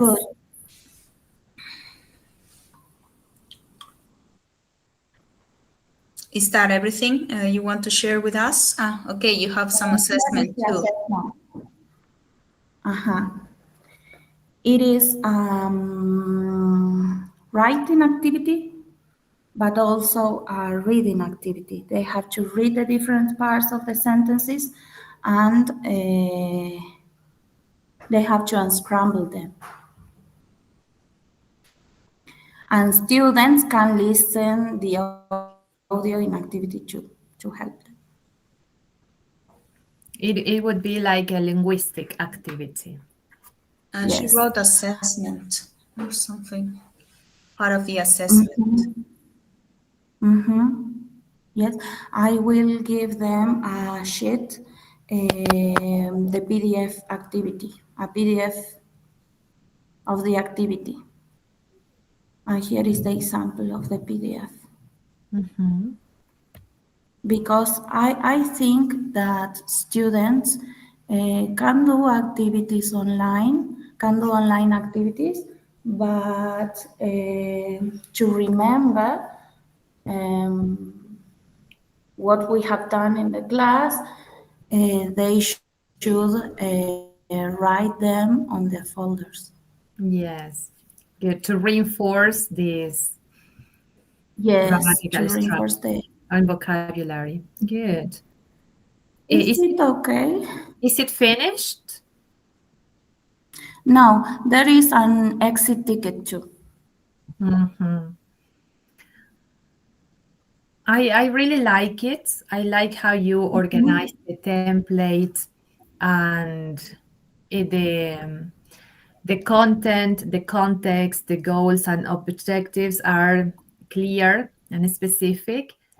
And you are working with listening and Mm-hmm. reading. Which Yes. skills? Which okay, because I think the prompt said that you have to choose a receptive skill and a productive skill.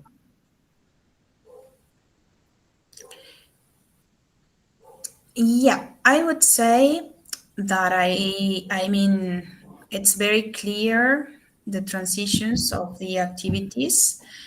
Mm, I would Mm-hmm. I would try to Yes. create like a story so that you can just take the student like into an experience of learning and relate that context to their lives. I would say how this content is related to their real life, and in this way you will see that I mean, you will find like the story within your lesson plan. And in that way, that would be more meaningful to your students. What do you think, Danny? Do you get the idea or not? I think that I have only 80 minutes to do everything. True story, true story. Yes. How would you, I mean, relate this content to your students' life? How would you do that?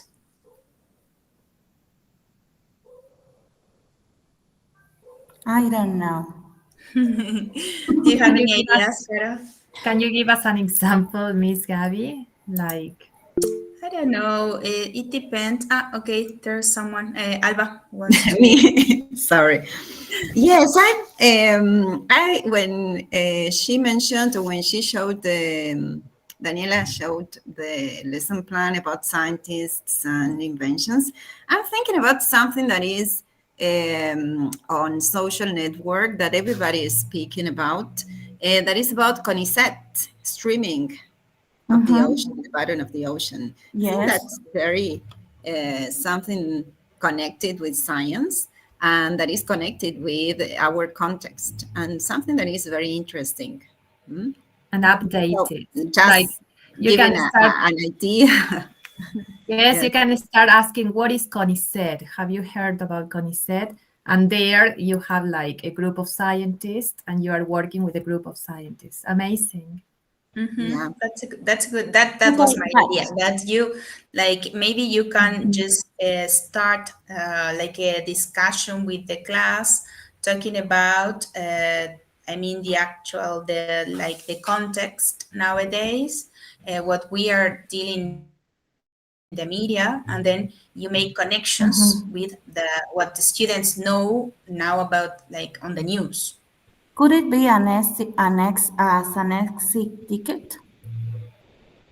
An the teachers are suggesting that could be at the beginning, like introducing the Okay. topic.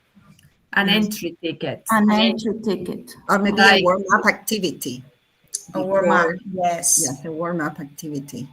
with the question, what is CONICET? Mm-hmm. Mm-hmm. Or do you know what CONICET is? And Or also, I think, And maybe showing a part of the videos of the streaming. yeah, oh, yes, the beautiful animals, the new animals. Yes. And And that is then I go to the other activities I sure. prepared. Yes. Okay. I like your listening and reading activity. And what about the productive skill? You should include one that is a short writing or speaking activity in the Mm-hmm. end. Yes. Short. And It could be a we have writing activity.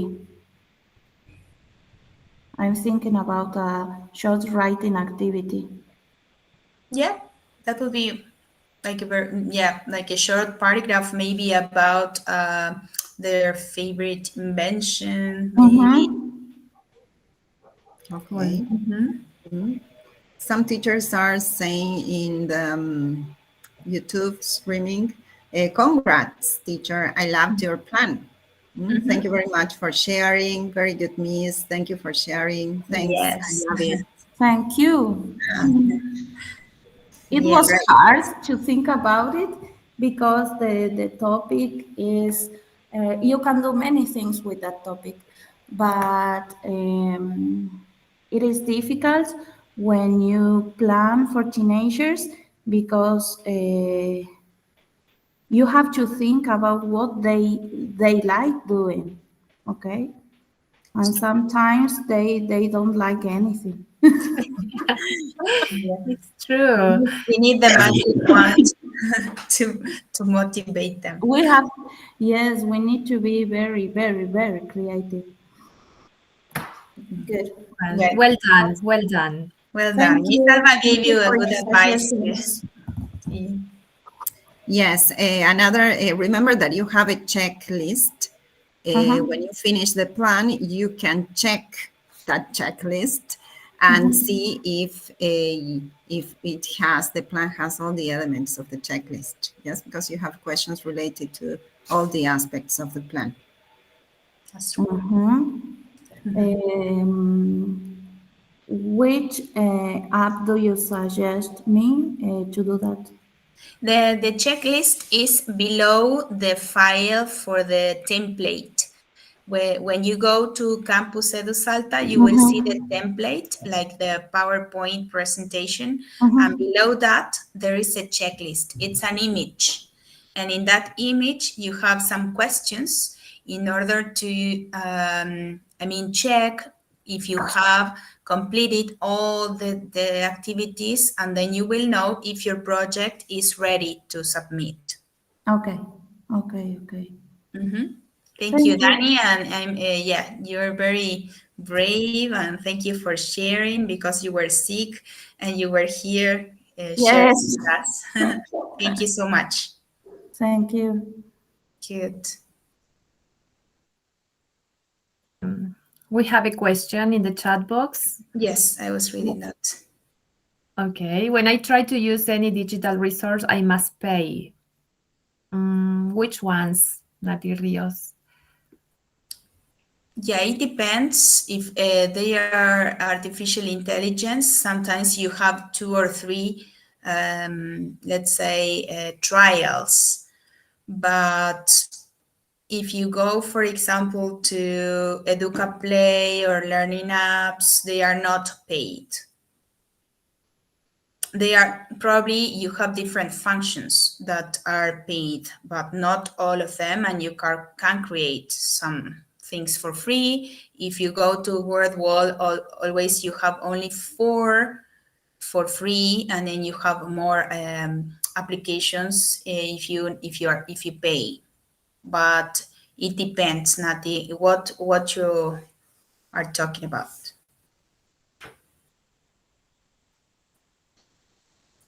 Okay. What else? Gemini Pro. We have a question Mm-hmm. in YouTube. Miss Ines says, if my project is a lot simpler than the one that Miss Daniela showed, would I fail the course? Could you could you please share it with us? I don't know, because this is a streaming participant, and I told them that they can share if they want You have the placed plan, but through my mail they should send if they want to, because I can download it or I can share the link here in the meet. Of course, Okay? yes. But That would be a good. if they can, yes, I gave them the possibility. Yes, if they want. Good. Yes, Daniela says that Wordwall is cheaper. I mean, it's very cheap to get the unlimited version, and it's true. And then you can reuse all the resources. But also, Elia, you can use EducaPlay and Learning Apps. They are both free, and you can use them forever, like unlimited. Yeah, And you have games there. someone said about Gemini Pro, and yes, of course, if they are Pro, probably you will be paying more. Someone else. AI is a lot more expensive. AI apps, AI subscriptions are like ChatGPT is like $20. So they are more expensive.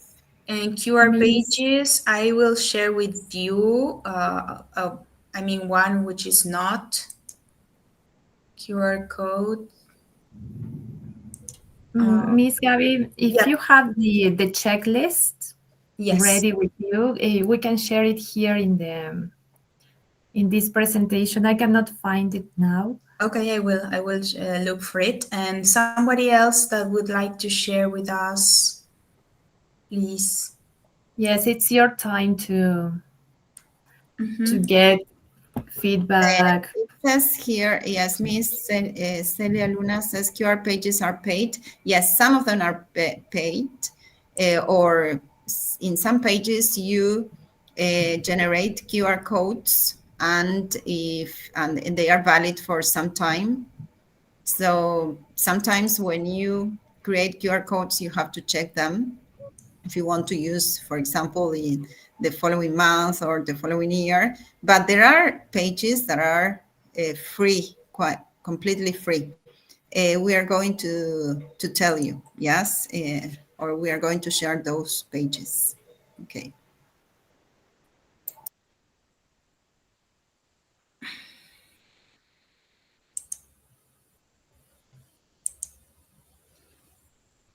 Wait a second.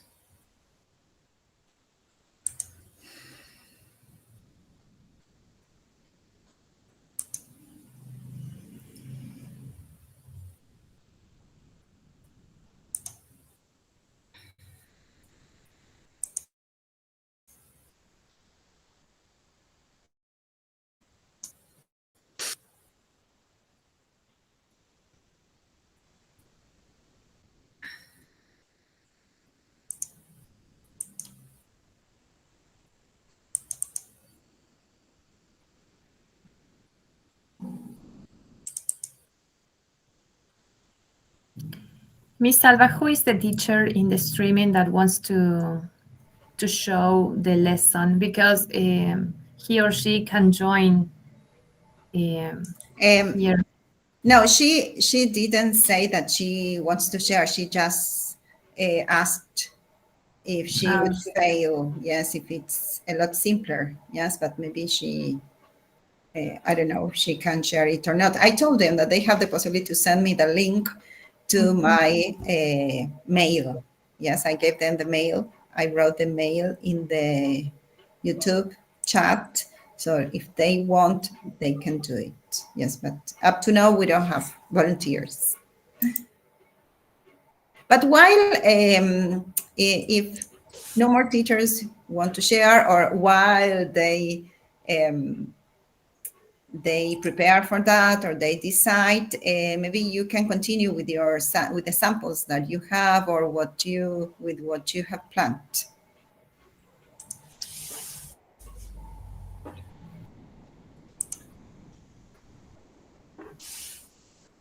Okay, Caro, so would you like to share yours then? okay, I will share my lesson plan with you.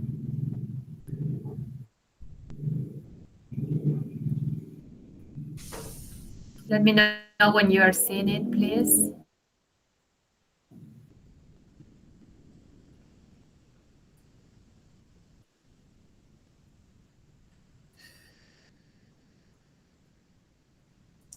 Yeah, if you haven't started, it's okay. This is your time for you to ask questions, to share your doubts or queries with your colleagues, and maybe we can clarify some aspects. But well, now Miss Carolina is going to share a presentation for the topic she chose. So that you can see that it's not so demanding, but you need only to include all the information we asked, and we've been working with you, throughout the course. So can you see it? Not yet. I will try again.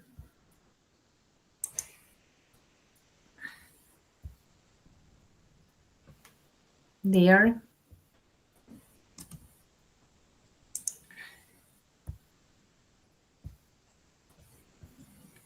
Okay, yes, something is starting. Yes.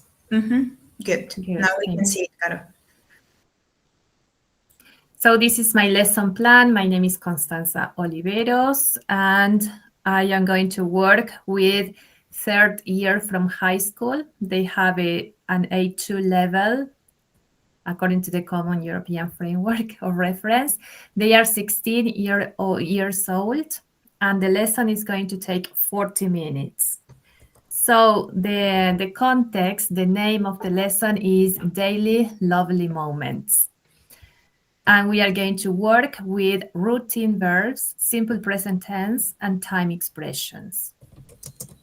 I want my students to confidently communicate about their own and other people's daily routines in English. This means they will be able to understand what people say about their daily activities, and also they will talk about their own. And my objectives are, at the end of the lesson, students will be able to listen to a short audio of different people describing their daily routine and correctly identify at least 5 specific activities and the times they happen. And also they will be able to ask a partner 3 questions about their routine and answer questions about their own daily routine using short answers and time expressions. So I have prepared, I will work with listening and speaking skills, and the tools I am going to use are WordWall, YouTube video, Google Form, and Padlet. This is my entry ticket. I am exploring students' background knowledge as regards this topic, and they have to order the sentences. All of them are related to Chiara. Then we have this pre-listening activity in which I am going to activate students' knowledge as regards routine verbs. And here we have this activity with WordWall. That is these are flashcards. Can you see the flashcards? Yes, now we see it. Yes, remember I presented this when we dealt with listening and speaking activities. So they can practice, listen, and practice vocabulary here. And can you see the global activities now? No. No, we are like looking at the flashcards. Oh, I have to share again.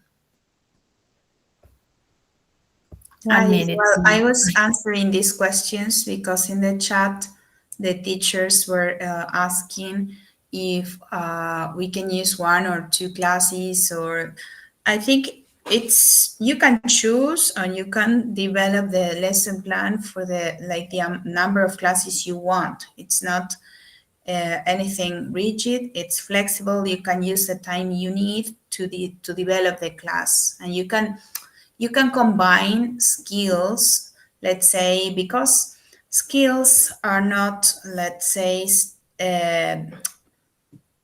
you do not develop one skill at the time. You just sometimes integrate one or two or three or sometimes four. It depends on you guys. Right now, Yes, we are this is looking at the global. my global activity. Students here need to identify information, and they will listen to 6 different people talking about their daily routines, and they have to choose the correct answer. You have already seen this activity. It was the Google form with the video from YouTube. It was like an interview. And then I have these specific information activities in which students work in pairs and they have to ask and answer questions about their daily routines. How am I going to assess my students? If I want to use self-assessment, I will ask them at the end of the lesson or during the lesson or after the listening, how do you feel about your work? Color the stars, like 5 stars, you feel great, 4 stars, very good, 3 stars, good. And it indicates like the level of engagement or how they got involved in the lesson. Like here I have more linguistic activities and they are related to writing and speaking. This is like a pre-speaking activity in which they have to plan. They are going to write their answers as a planning strategy for speaking. And the questions are, what's the moment of the day you like the most? And what do you do during that time? They have to mention 3. Remember we did this activity and you shared this in the Padlet with the video. So as a post activity, they have to practice orally, starting with, hello, my name is, and then they talk about their answers. And here, well, of course, the teacher is going to help with the pronunciation, with the fluency, correcting mistakes. As an exit ticket, I would like them to design a t-shirt that represents something you learned today. For example, I talked about my mates, the morning, and I can draw a sun, me drinking mate. I am a creative person and I like to draw, so I thought of this. How will I assess my students? They will have to record a 1-minute video, including 2 parts. The first one is like a ping pong question and answer with a classmate, like, do you have a shower in the morning or at night? What do you have for breakfast? Simple questions. And the second part, they have to present these things, these questions they were preparing, talking about their favorite moment of the day. There's a mistake here, favorite, it says, favorite moment of the days and the activity they do. Then they will share the video in Padlet for the class. And well, I will use a success criteria specifying all the aspects to be evaluated: accuracy, pronunciation, organization, and also the levels of performance like excellent, well done, needs improvement. And I will offer a model example. I will offer a video in Padlet. And well, that is my lesson plan. Any questions? It seems they like it. Thank you. Was it clear? Yeah, it was for me. What about you, teachers? You can just ask questions now. Um, Can share your Miss ideas. Yes, Caro miss. and Gabi, I have a sample that was sent to the platform by Miss Ines. It is not the complete. She has to improve it. She says she still has to work on it, but she uploaded that to the platform so that we have access. And I think that she can, if she wants to improve it, she can send the Canva link, or she can send again. Yes, she can. I think that she can erase that from the platform and upload the new version. Okay, I will share it. It's a PowerPoint. Let's see if I can share because it's not in Google form. Right. Let's see. This one. Let's see. Or you can share yours, Miss Gabby, until... No, I already have it. Yes, I'm sharing the Miss Ines, and she wants some feedback. Great. Let's see. It's I shared the window. It's presenting. Yes, it is. Okay, can you see it? Yes, Yeah. please, if you can put it Yes. full screen. Yeah. Okay. So I will explain. Yes, and Miss Ines can write in the Google in YouTube chat Okay. if she wants to add something. Yes, to the plan. Good. Okay. The name of the plan is Salta's Enchanting Buildings. So it's quite contextualized. That's very good. The target students, 12-year-old students, for a class with 20 students, 2 students with dyslexia. The level is A1 plus basic, and students are from a public school. The time allotted to this lesson, 8 minutes. And let's see the lesson objectives. Students will be able to talk about Salta's main buildings, comprehend information from a conversation about Salta's buildings. And Great, Miss. Sorry, one thing. We are not seeing that slide. We are seeing the cover. okay, I don't know why. Here, Yes. now we can see it. Okay, let's see if I can. I don't know what happens with PowerPoint when you share. Can you see it now? Yes, it's not. It's not in the full screen, but Okay, now I put it in full screen. Maybe it's not yet. not yet. Yes, because it's now in full screen. Can you now? No. It seems Meet is not so friendly with sharing windows. That's true. Yes. But you can go on because Yes, I we can can see. continue. Okay. Yes, Yes. sure. Now it's now in full screen. Okay. Then it says interpret information from a story about Salta's building. And the linguistic content is, okay, the vocabulary, church, main square, hospital, the grammar, prepositions of place, and there is and there are. The goal, the final destination, is to describe the location of buildings in Salta using there is and there are, along with prepositions of place. They will demonstrate through oral and written communication, applying the vocabulary and grammar learned in class to a real-world local context. Okay. So the skills selected are the 4 skills: listening, speaking, reading, and writing. Mm-hmm.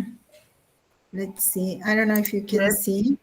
Yes, Yes, can you see? we are like looking at the ICT tools. Yes, listening. Okay, right. For listening, she's going to use WordWall, Narakit. For speaking, Vocaroo, Padlet. For the reading, Book Creator. And for the writing skill, Book Creator. Good. Okay, let's see. Let's see the listening activity. She proposes as a pre-listen activity a word wall, match the building, and she already has the link. I don't know if you want to see. I think you don't show the link because then you will have to share again everything. Yeah, okay. The It's teacher okay. shows an image and students must match it to its definition. Maybe it's you have pictures of the Like, yes, buildings yes, and they San match the Francisco names. Church and the Yes. name. Yeah. Okay, discussion. The teacher asks students about the importance of each building. For example, the hospital, help sick people, church, religion, faith of people. Okay, that's good. I think. like it. Yes, I like it. And then the listening, it says number 3, it says pre-listening, so it seems that it continues. The teacher asks students to look at the pictures in the listening worksheet. The teacher asks students to predict what they see in those images. And then they have a link to the worksheet in Canva. Good. So she's using Canva and WordWall. The teacher explains the activity, and students listen and complete the activity. Good. Now let's continue with the while listening. The teacher plays the recording of 2 tourists. I'm sorry. Talking about the location of some buildings in Salta. And the audio was created with Narakit. The teacher checks the answers on the board and students provide the answers. Good. So we have listening up to now, and then we have, so as it is not completed yet, so we have the summative here. How will you evaluate learning outcomes? For listening and speaking, impaired students role play the roles of a tour guide and a tourist. The tourist asks questions about the location of different buildings in Salta. The tour guide must respond using complete sentences and accurate prepositions of place. The assessment focuses on both partners' ability to ask and answer correctly. That is for listening and speaking. For reading and writing, she proposes a map creation and description. Students are given a blank map of a specific area in Salta city center. They must draw 5 specific buildings, the Cabildo, the cathedral, or a specific museum. And then write 5 sentences describing the location of each building using a different preposition of place. The cathedral is next to the main square. The Cabildo is in front of the museum, for example. Yes. Okay. And with that reading and writing activity, she's going to use Book Creator. Amazing. Yes. No, it says map creation. Okay. Yeah, but maybe she meant that she will develop the activity through the book creator. Maybe she will use it like the book creator as to give the assignment. Yes. Okay. You can. I think that Miss Ines can create the can connect this activity of reading and writing to Google Maps. What you do when you contribute and you are a local guide in Google Maps. Because it's related to my experience. I'm like a local guide, and wherever I go, Google Maps asks me some questions, and I get points for that. Points, I don't know for what, but I share some pictures with other people. Yes, pictures of the places where I go, and I write some stars, or I write some comments about that place, and you are like a local guide and you have different levels. And that's something that you can do in real life. So it's important to connect real life with the activities that we do. And that is an activity, the reading and writing activity, that's something that is and that you can do in those apps, in Google Maps or maybe in TripAdvisor. You can do those types of things like Yes, like for the writing task, you have a clear yes. purpose, Yeah, context, and audience. Great. yes, you have an audience, you have everything, you have the context, yes, the real life context. And then you get views for your pictures. That's what I like when they tell you, okay, there are thousands of views or hundreds of views of your pictures. Great. Okay. Yes, and I would like to say that in Book Creator you can include the Google Maps too. So maybe Okay. she can That's use great. that as a resource there. In the book you can Good. include everything, media and also external sites, everything. Okay, good. Okay, and another instance, she proposes a final global assessment. The use of clickers, students will answer questions to show their learning process. It will provide immediate feedback on students' understanding the process. Design the questions, set up clickers, students hold up their assigned clickers cards with their chosen letter. Okay, that can be another type of summative assessment that can be done. Okay, she says that okay, Miss Ines says, oh my God, that's cool. I had no idea it existed. Yes, yes, yes. You can be a local guide. Yes, and you can say, okay, in the rubric or in the structure, okay, you are a local guide, a Salta local guide, and you are going to suggest or to give directions or to describe important places in Salta to tourists. Yeah. Yes, something like that, like giving You can context. use that as an introduction for the class. They can Yes, just state the also, objectives. yes, that's what we want in this course, that you connect real life activities that you do or that people do to to our classes, to give purpose and context. Miss Salva, I like all how the lesson is structured, the Okay. context and everything. What about feedback? Is she giving feedback in any stage? I think that that's missing here, and I think that she has to add another the development of another skill, because this is a draft.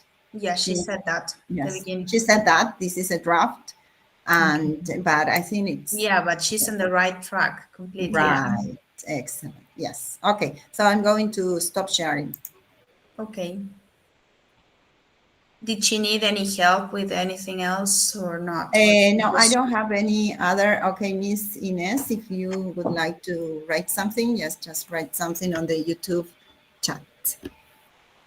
And what about the other teachers? Do you have anything to share with us or anything you need help with? All I can say to Miss Celia, was she the one who was sharing? She can use Miss Ines, Ines yeah, Island. Miss Ines, you can use this idea of writing like a review of the places, and that would be enough.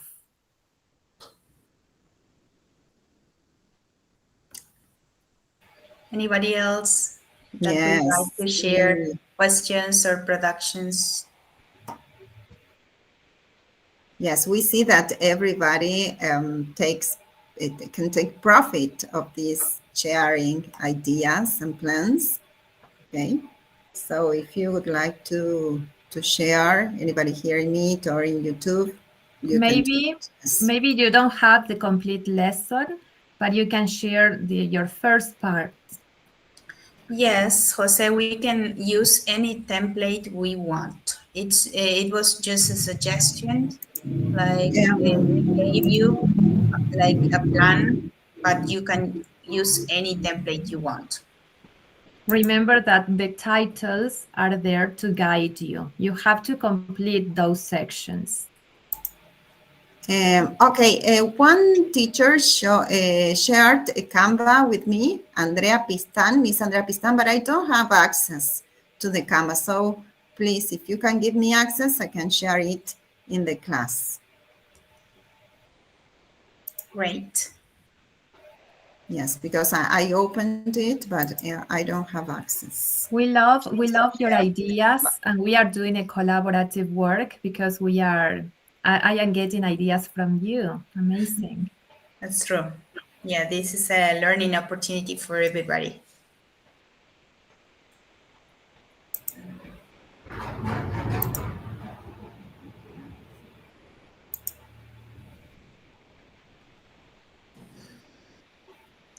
Any questions? We have more activities for you. If you don't share your lesson plans, we have a lot of activities for you to read, listen, speak.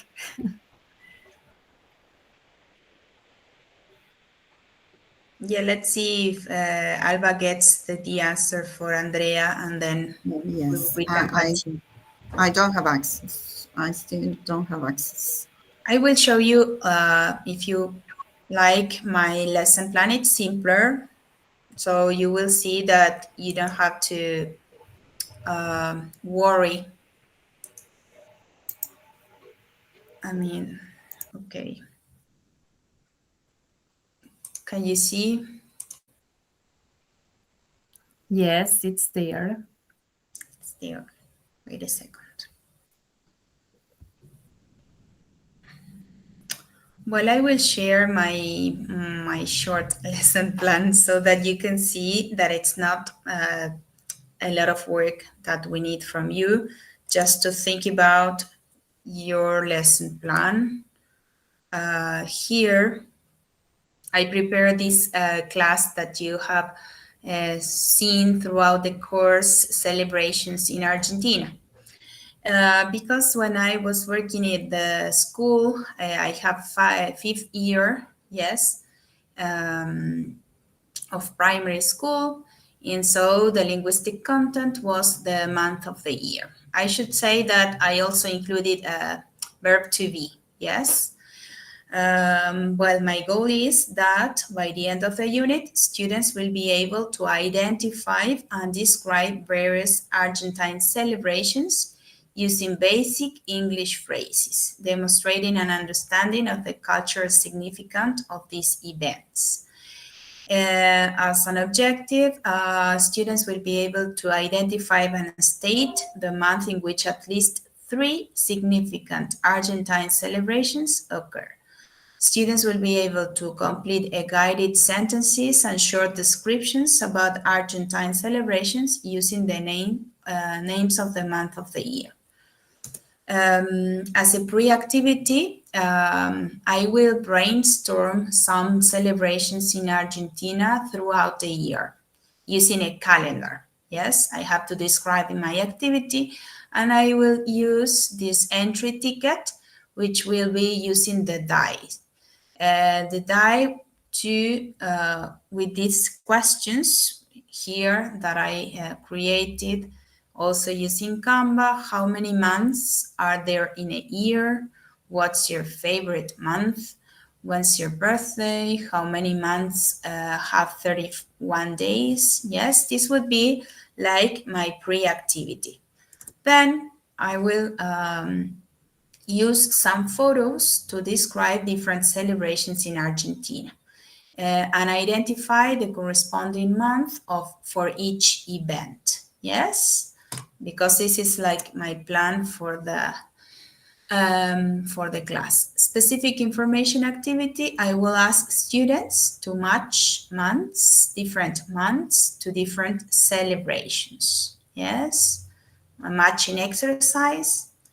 And then during these activities, I will use some assessment tools. For example, a quiz activity for celebrations in Argentina using Jeopardy, or self-assessment. Students mark the emoji, yes. And then in a feedback moment, I will use the activity to stars and a wish.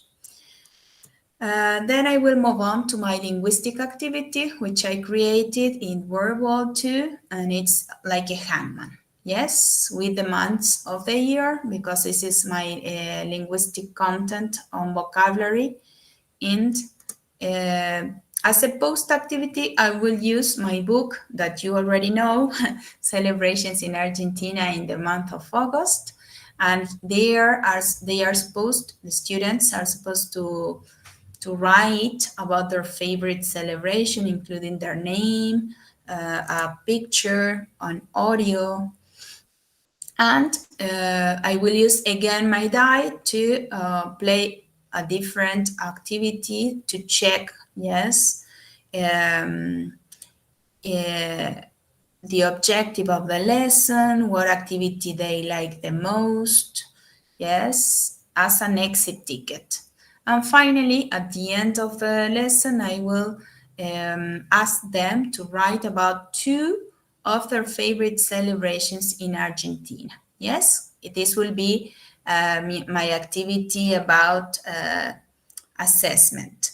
And they have to include the name, the month, a picture for each celebration, and a short description. Yes, I will use a rubric to specify the content, organization, and accuracy of the students. That is my lesson plan. As you can see, it's just a descriptive file.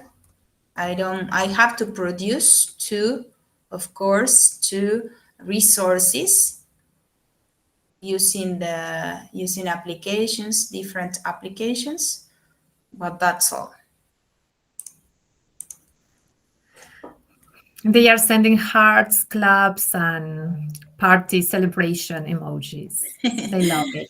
Right, right. So as you can see, it's not very hard. You only have to create the ideas and just to produce 2 tools. Yes. Yeah, maybe that will be more will take you more time, but then you describe all the activities, all the tools, and I was going to show you also the checklist, because you tell me to share that here. We are seeing it. Mm-hmm. Okay, in this checklist you will see, where is it? Here. You will see some questions. It says lesson plan. So when you are going to know if your project is ready for submission, when you ask and check all these questions, it says, is your lesson plan clear, logical, coherent, with objectives following the backward design? Yes or no? Then, are the 2 required macro skills clearly integrated in your lesson plan, with activities supporting the development of both? Are they present? Yes or no? Then you move on to the content contextualization. Is the content of your lesson plan relevant, authentic, engaging? Does it connect to students' lives, interests, and specific learning goals? Yes or no? And then you move on to the effective use of ICT tools, to the, let's say, pedagogic objective. Are ICT tools integrated to enhance engagement, interaction, skill practice? Yes or no? And then you move on to assessment. Does it include a variety of assessment procedures and tools? For example, formative, summative, self-assessment, peer assessment. Are they aligned to the objectives of the lesson as a whole? And then you know that your project is ready for submission. You will find this checklist in the section of evaluation in the Campus Edu Salta. Miss Inés, Miss Gaby and Caro, I have another lesson plan to share. Great. Not the Canva one, because I still don't have access. Please, if the teacher who sent me Canva, please can give me access. But I have another. I will share it. I upload it to the Google Drive. It's in a Word document, and we can give a it's Miss Marianelle's lesson plan.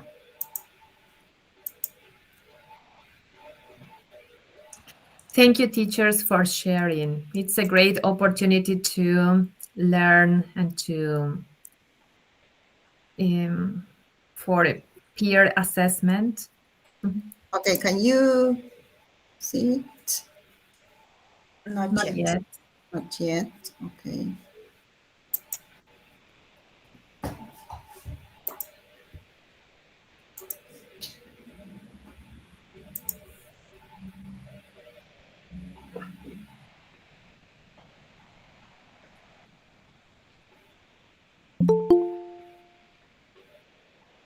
It's starting, it says. Yes, it's there. Yes. Yep. Okay, it's there. Okay, she did it in Word. So you tell me if it's correct. She says that it's in a process. So anything that you can tell her, you can tell. Okay, first thing, that project is with J. That's, don't worry, because that's something that may be a typo. Yes, with J. Okay, so the class, the target students are a group of secondary A2 level students aged 13. The context, personal, funny anecdotes, real or invented. The linguistic content, past simple, regular and irregular verbs. And the time allotted to this lesson is 80 minutes. The general goal is that by the end of the unit, the students will be able to communicate personal funny anecdotes using the past simple tense, demonstrating understanding and use of regular and irregular verbs, and integrating the 4 macro skills using ICT tools to foster reflection and active participation.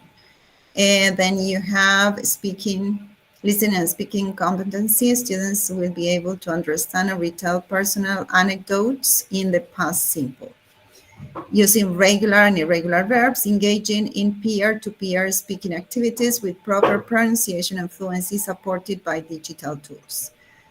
For the reading and writing competency, students will be able to write short, humorous, personal anecdotes and read their peers' stories, identifying past simple and using them appropriately with the aid of interactive writing platforms like Padlet for collaborative feedback and self-assessment. Okay, that's nice. Yes, sharing, because the students can comment on the posts, Padlet posts.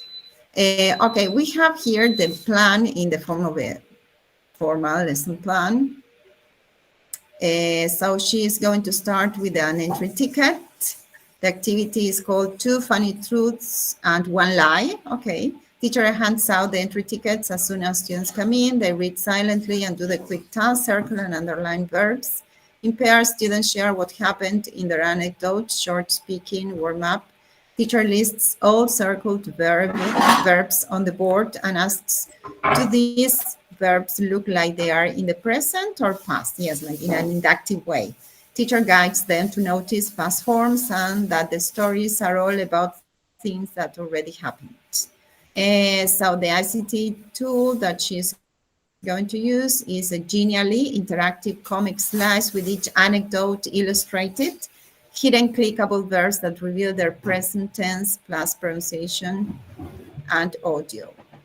Thumbs up and down, assessment for learning, she included that.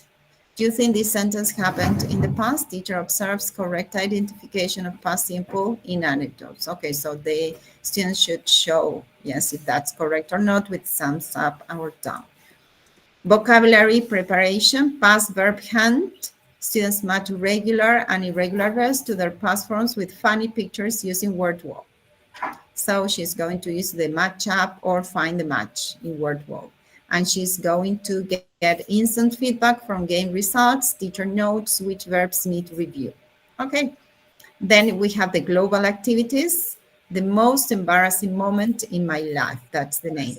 Students watch a short, funny anecdote video and answer questions to identify simple past verbs and understand context through listening. Students answer multiple choice plus short answer questions.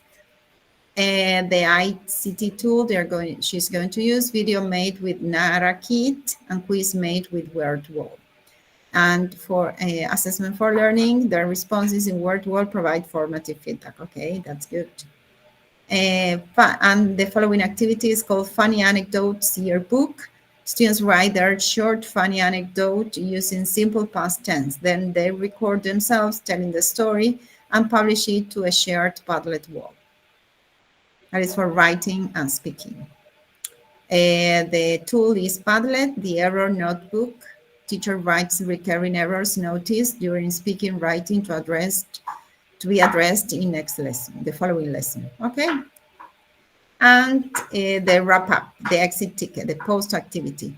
Exit ticket 3 to 1 past simple. This activity lasts 3-4 minutes at the very end of the lesson to show what students have learned before they exit the classroom. On a small slip of paper or digital form, teacher writes 3 verbs you learned today in their past simple form. Write 2 funny sentences you can make in past simple and write 1 thing you still find confusing about the past simple. And this is a speaking activity and the teacher discusses answers with students. Okay, this is also in process, yes? Okay, what do you think, Miss Gabby and Miss Caro? I love it. I think it's great. It's contextualized. She's using a wide variety of ICT tools with assessment. I love it. Yes, Okay. I only wanted to point out that one of the tools she mentioned for video creation, not sure if she can do that with NaraKit. NaraKit is for creating audio files. But I'm not sure if she's going to use the audio files to create the video, because then the video could be created with Canva or with other tool, and you can include the audio files with NaraKit. And I was using NaraKit to create audio for children, because if you go to any applications for artificial intelligence applications, do not have children voices. And I was using NaraKit to create children voices.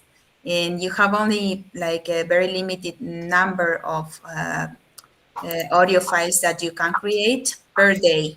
You have like 13 or 12 tries, free trials for creating voices for children. That was the use of NaraKit. And within that same activity, she has another thing that I wanted, but I forgot.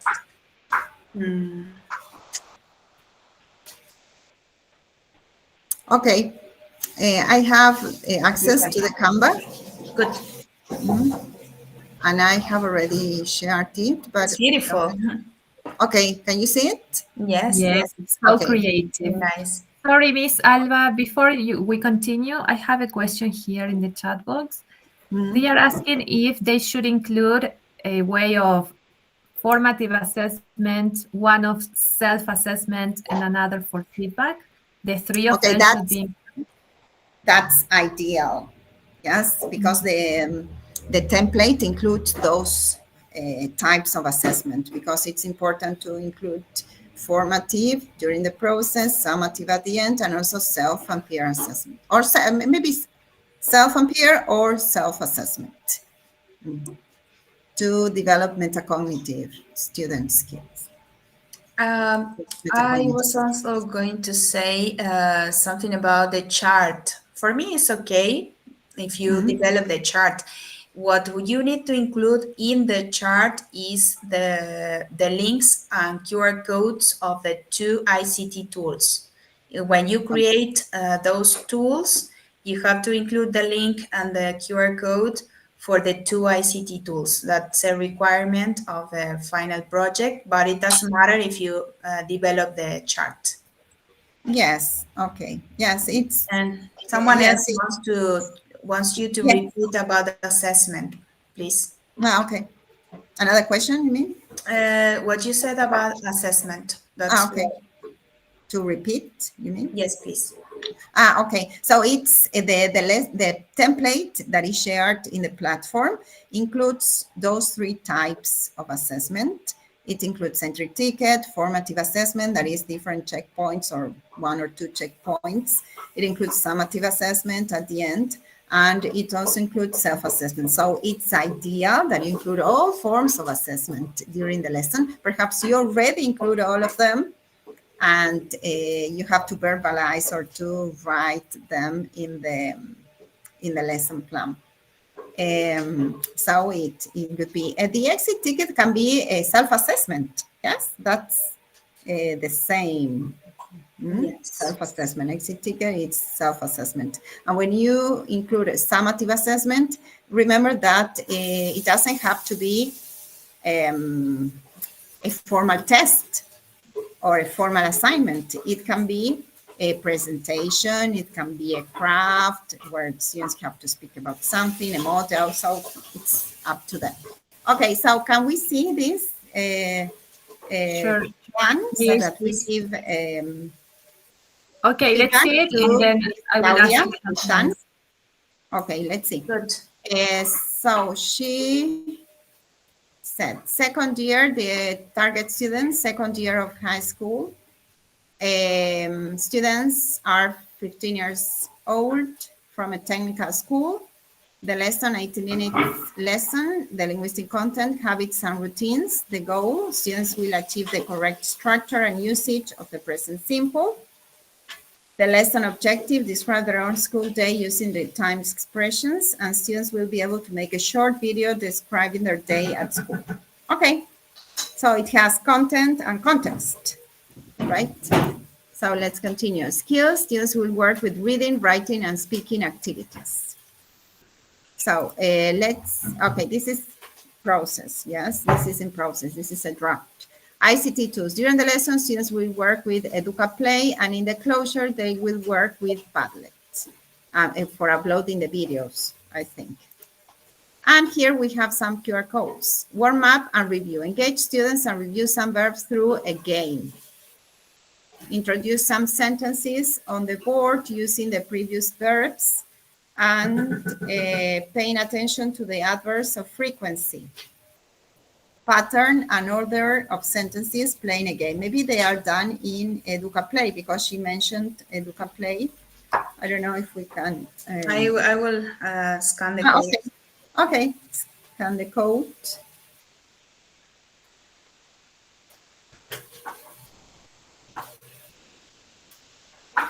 Great. Please, teachers, remember to include the QR code and also the link. Both. Yeah, she's using EducaPlay too. Miss Yes. Ala, as regards the goal, I think Yes. the context is missing in the goal. Yeah, I was going to say that too. Okay. When she mentioned the goal, it was, written considering grammar, just grammar, and not in terms of functions as we suggested. Okay. And then the objective, yes, it was in terms of functions, but not the goal. Maybe she can rephrase that. And the activity is made in EducaPlay, like ordering sentences. Yes, the one I scanned. Okay. So let's continue with the following. Yes, I would say that the objectives are clear and contextualized, but the goal needs improvement. Okay. So it continues with the reading comprehension activity. Read the text and complete the activities in 20 minutes, it says, and there is a reading activity. Someone has turn on their mics. Please, can you silent them? Okay. Someone, I cannot see who. No, it's maybe it's me here. Okay. Because yes, it's real life. Yes, I'm at home and at the kitchen, and my It's daughter time is for cooking. sorry. Yeah. Well, with this activity, I like the whole templates, the organization. I would suggest this same text in an app. Like you can work with the same text, but in Canva or in Genially with an audio to make it more attractive, more appealing. Okay, let's continue with the following, the last slide. Okay, there is an activity related to the text. And then it says practice, apply knowledge, writing their own school routines, students' own school routines. And number 7, step 7, wrap up. To finish the class, students will submit their productions in Padlet and share them with the rest of the class. What do you think about this?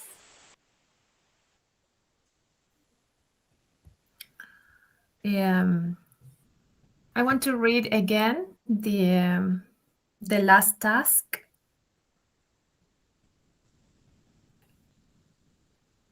Practice, apply knowledge, writing their own school routines. Well,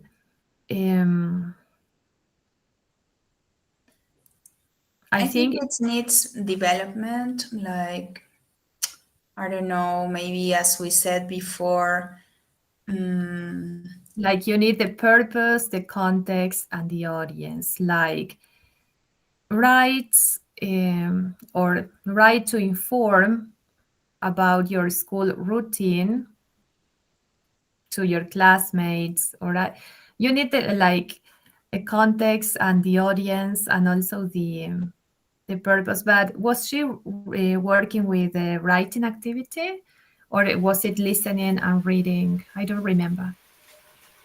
Yes, the skills she chose. What are the skills she chose to develop at the beginning?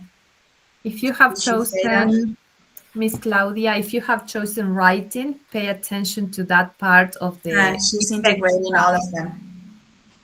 Yeah, so you need development in the effective task as regards writing. You need to give them like more specified tasks so that they can achieve the goal, the objective. I think sometimes the key is to think about, okay, where would students do this activity in real life, or where would they be able, where would they have contact with this type of activities where someone is describing his or her routine? Yes, Where I do think they do that that in real routines. life? Routines is a very, recurring topic in first and second years of high school. And I think that for some students may be boring to write and read only routines. We need something to catch their attention. I mean, if they think about routines, they always do the same. They, at the beginning of first and second year, they write about their routines. But we need to find like something attractive to take them into the experience of learning this and a purpose, like giving them a purpose why this activity would be fun for them, why learning about routines, or what connection can we find between their routine and, I don't know, do you get what I mean? Okay, thanks for the feedback. So I think that there are, I don't know if you are going to continue, there are other examples that you have in the meet. Maybe Claudia, was she Miss Claudia Pistan? Do you want to ask anything or to add?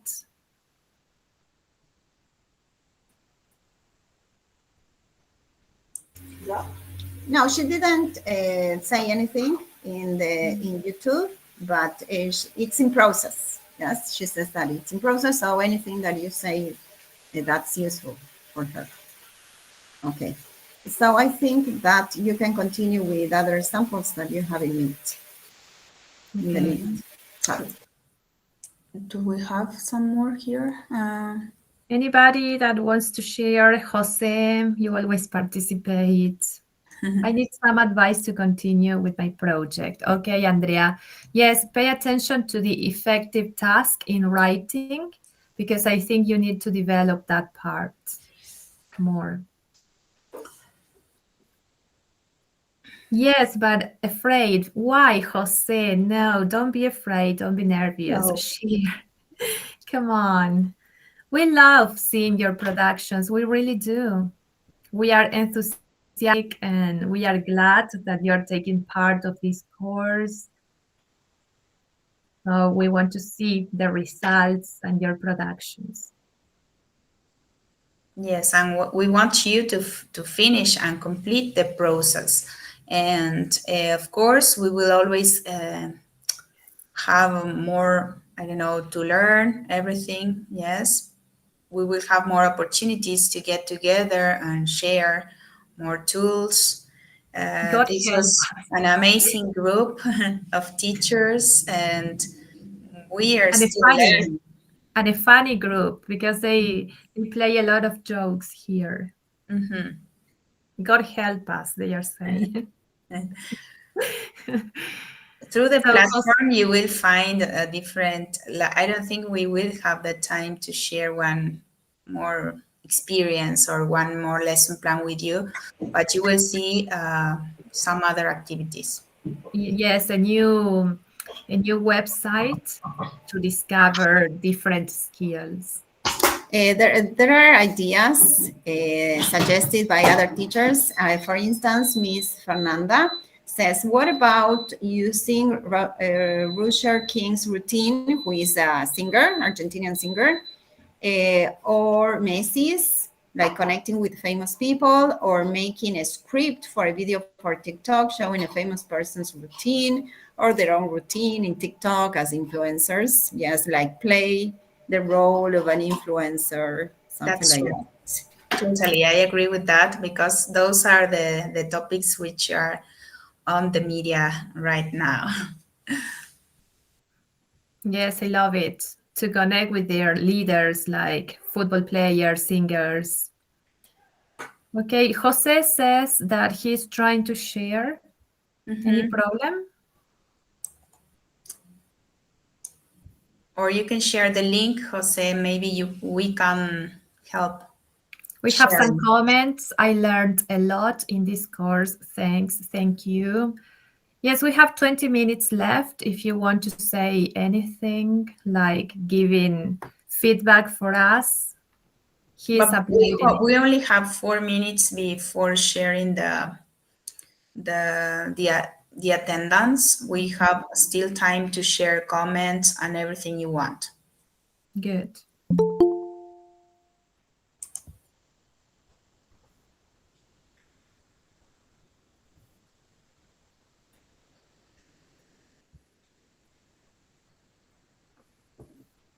You react with thumbs up if you are almost finishing your final project. Okay, good. Gise has not. Okay, Oh, is that yours, Caro? What is no, it? that is who shared that? Let's see. I am sharing the links of your lesson plan. Yes. Okay.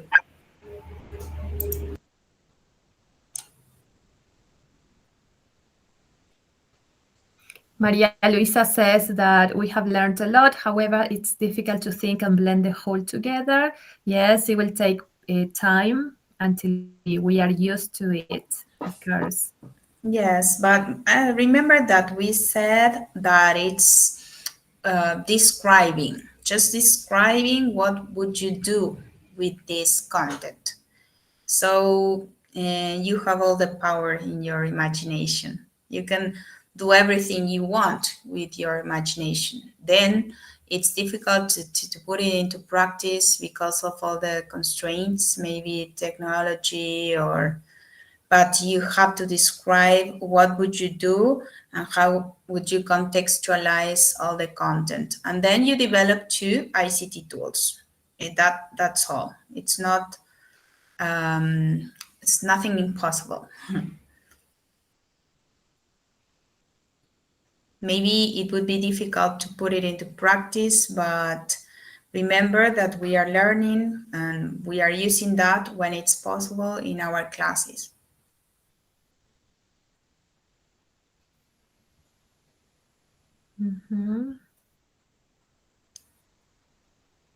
So what happens, Jose?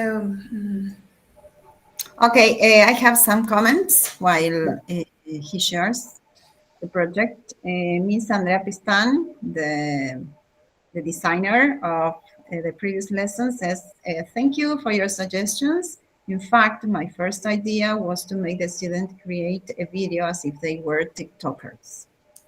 Okay. And Miss Janina Salinas suggests to Miss Andrea, what about a video like getting ready with me and students tell their routine? Yes. Okay, so they are helping each other.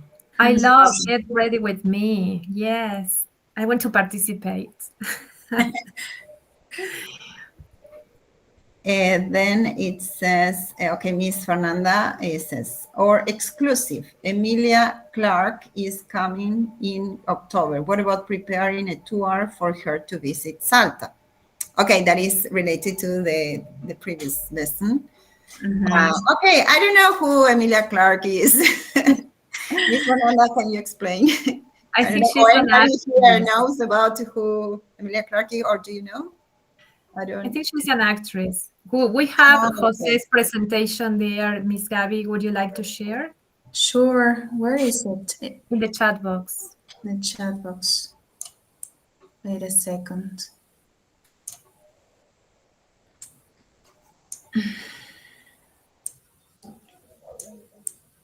Thank you, thank you. Cici. Game of Thrones actress. Oh, sorry, because I don't.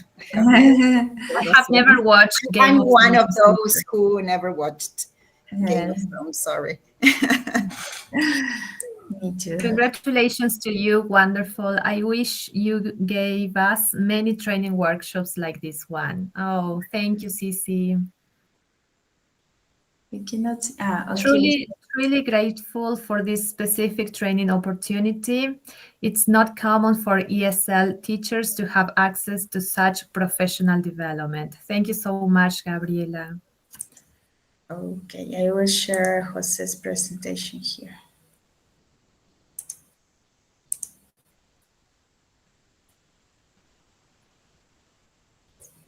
Okay, can you see it? Maybe it's... Yes, I see it. Software design.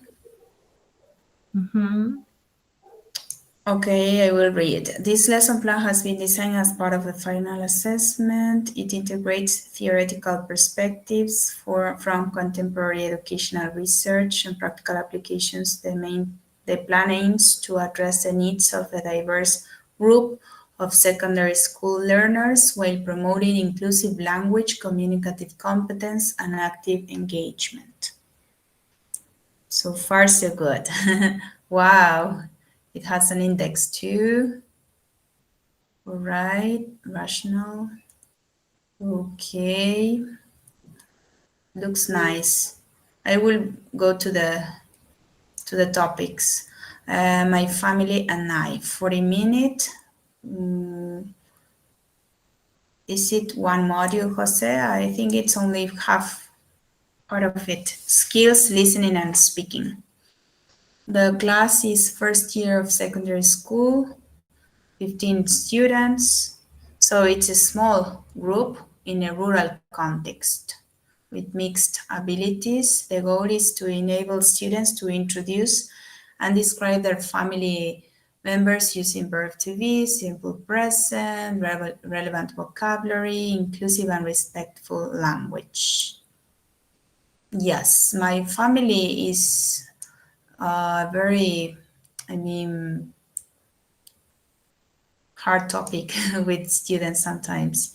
Identify the name and, the lesson objectives. Students will be able to identify and name family members in English, describe personal and family characters using verb to be and adjectives, and ask and answer questions about family members using the interrogative form of to be. The linguistic content, to be, family members, linking is an art in sentences for fluency. Skills integration, listening and speaking, backward design, desired results. A short oral description of a family member and answer peer questions about them. Evidence of learning, teacher observation during peer work and completion of guided worksheet, mini presentation with questions and answers, and the entry ticket. Here he uses a T-draw. As he mentioned before, students see an image of a family. Let's see.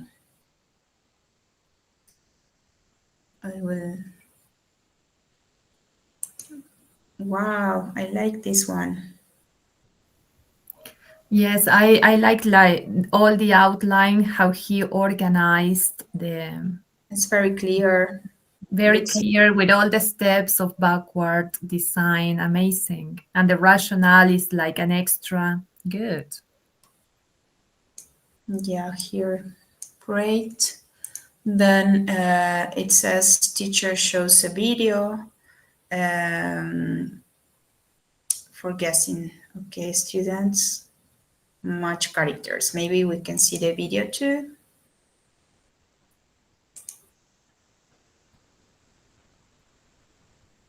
I will do the things he said. Wait.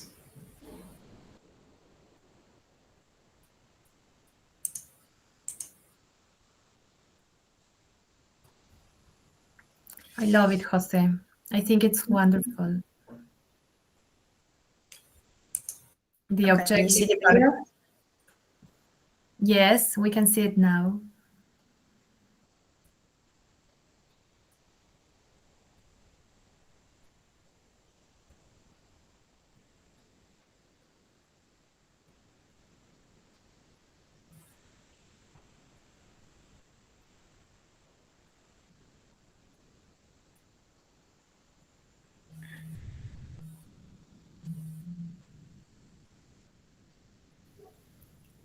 Yes, we cannot listen to the video. It's mute. Because he said that we should play the video without the sound at All the right. beginning. Okay. So this is like for the mini presentation of the family members. Yeah. Good. So we will continue with the plan. And then it says teacher shows a short video, muted at first for guessing, then she plays the audio, then models the sentences and describes the person. Students complete a verbal activity matching pictures, then production task, speaking practice, and closure. Teacher calls 3 or 4 students to present one family member to the class, and then he also includes the assessment. Correct use of to be forms, vocabulary, the criteria, and he probably only needs to include the, let's say, the different assessment, let's say, proposed, kind of assessment proposed in the course, right? Then we have the a checklist there, like an exit ticket. Exit ticket. This is closure and quick check. The teacher uses a checklist to note correct to be usage and inclusive language. Great. Okay. And he included all the digital resources below with the QR codes. For me, it's excellent. Excellent. I love it. I really love it. All of them. He has also flashcards here. Mm, more activities here. I think he has more checklists and the rubrics. Yeah, so far so good. And references.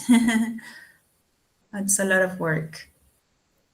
I would only point out maybe Appendix section, he says.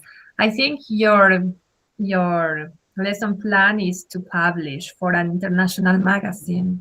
It's very complete. it's very Amazing. complete. Thank you so much. Yeah, nice, Jose. Nice work.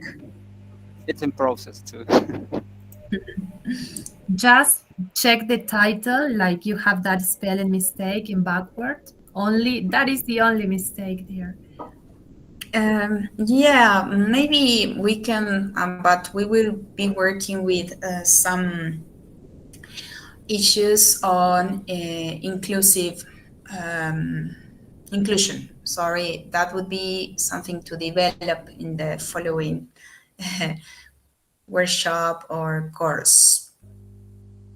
The thing is that I'm taking another course and we are dealing with backward design and inclusion, differentiation. That is why I included those topics. Awesome, awesome, very good, Jose. I love it. And that is the format they are requires to prepare the different plannings. Good. Yes, well, thank you for sharing and integrating everything you are learning. Thank you. Thanks. Well, So- I will share the attendance now, but before we do that, we want to thank you all the teachers and participants of this course for having attended all the sessions and participated actively. And we love that we have this opportunity to share knowledge and to share, and we learn from you too. So it's amazing. Yes, I would like that before, also before you share the QR code and the attendance form, that we take a picture. Yes, Yes. we did last class. Okay. I will change the Yes, With please your turn ears. on your camera. Yes, if We you want to would see like you. to. Turn on your cameras, tidy your hair, Yes, if you want put on to a big smile. be in the picture, yes. If you want, you can activate the camera. It's Okay. so nice to see you. Now we don't Okay. feel alone. Good. They're Thank you, activated so that people. we get to know each other. That's great. Okay, let's see. Are you ready? Okay, we can do like this or something. Yes. Taking your hair. Like this. Good. Okay, that's it. Wait.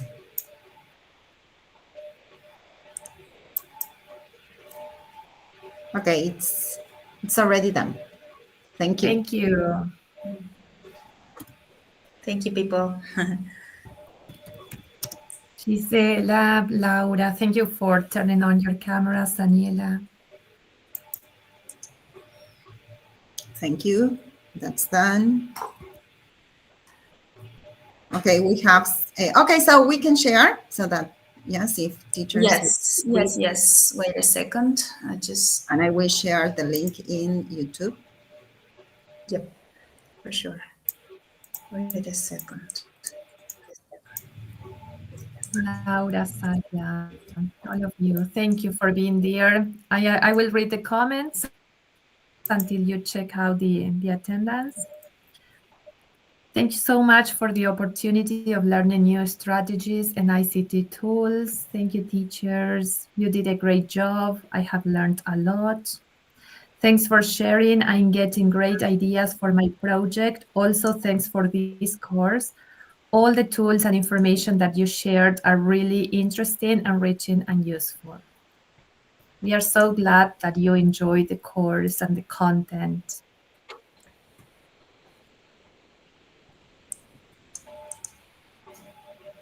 Okay, wait a Yes, second because I was changing the. yes, we have other comments in YouTube. Personally, from Miss Marianelle, personally, this is the first training course I have ever taken, and it helped me a lot to learn about ICT tools. And above all, it gave me the push I needed to put them into practice, even though I find all these new technologies very difficult. And They are difficult sometimes. yes, it says, Miss Ines says, thank you, Miss, for everything. I truly enjoyed the course. Thanks. I love the practice and the feedback. It's the most expected part of the course. That's good. Thanks, We'll Miss. have future courses.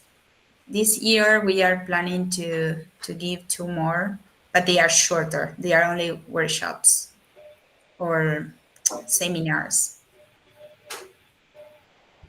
Please Okay, join I have them. already shared the link in the chat. I will pin it. That is Fijar, so that you have access to it. Okay, Miss Janina says, thank you for your pieces of advice. I really enjoyed this course. I hope we can have more opportunities to improve our English classes. Great. Yeah.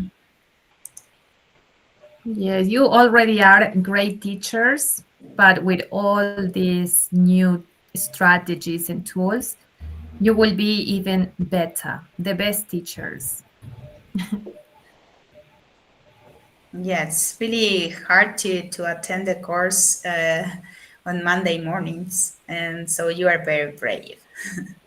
At 8, at 8 o'clock, it was like Yes, Miss Marianela also hard. says that she just wants to thank you for everything you taught us in such an entertaining way and for your good humor and patience. Thank you. Thank you, people. Okay, so some of you are going to get the attendance certificates of this session in your email accounts, but all the same, Miss Caro or Miss Gabby are going to send the certificates, constancias, attendance Usually, I certificates. send them on Wednesday because Okay, then they are generated, all of them. okay, So I usually send the mail on Wednesdays or okay. Thursdays. So if you don't get them today, you're going to get them next Wednesday.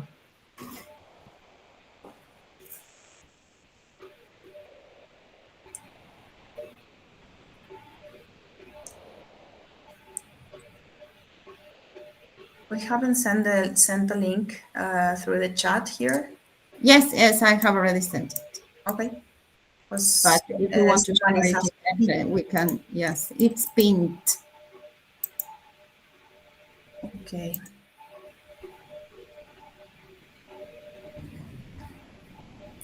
Is it here in the? Yes, I know. Yes, yes, it's there. If you want to Good. share it again, it's okay. Okay, goodbye, teachers. Have a wonderful week and a wonderful Same rest of the year. We will Okay. see you soon, Caro. Yes, Miss Mariana has a question. It seems, after all, we have learned that working with textbooks is no more possible. Or how can we combine both? Do you have an answer to that? Yeah, I think books still exist, but we could adapt everything we have in our books. Sometimes they are not updated or they have old information, and as teachers, we should be prepared to adapt this content of the books, because I know that when I was working in a high school, we have available for us some books, but they were too old. I don't think that my students will be able to be motivated with those books. So what I have to do is take the content and adapt it to our context now. Or to use different resources, like working half of the lesson with the book and another half of the lesson with games, and to integrate everything. Maybe you can create the apps with the content of the book or the linguistic content of the book. You use that for creating your applications. Yes, the books, I love books. They are always important, but digital resources are also important. Again, we want to thank Miss Cristina Villagra, who is there recording the session, and Miss Claudia Corimacho, who is the coordinator. Thank you, Miss Alba, Miss Gabriela, and we will see you soon. Yeah. So stay connected to the social networks from the ministry so that you can register for future courses, workshops, or seminars. Yes, it was a pleasure to work with everyone in the team, in the English team, and it was a pleasure to be in contact with so many teachers from different parts of the province. Yeah. Thanks.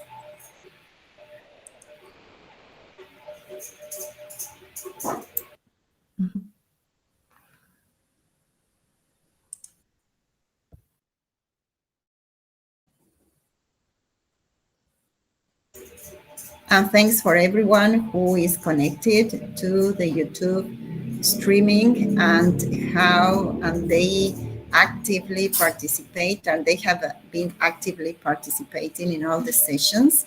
Thanks to all the participants there, to all the messages that we are getting, and all the contributions you make to the course and also to your peers.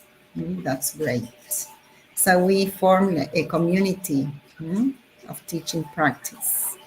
Totally. We are a great community of teachers. Great. We can organize something like to share all of our ideas and resources. We have to think about that. Yes, it's yes. And going back to the topic of books, Miss Natalia says, "I love books. I think they are not old. We have to readapt the way we teach." Yes, of course, they are tools that we can use. We shouldn't get rid of them, and sometimes they save time, creating activities, creating new materials. That's quite time consuming, but we can do that from time to time. We can adapt, we can supplement textbooks.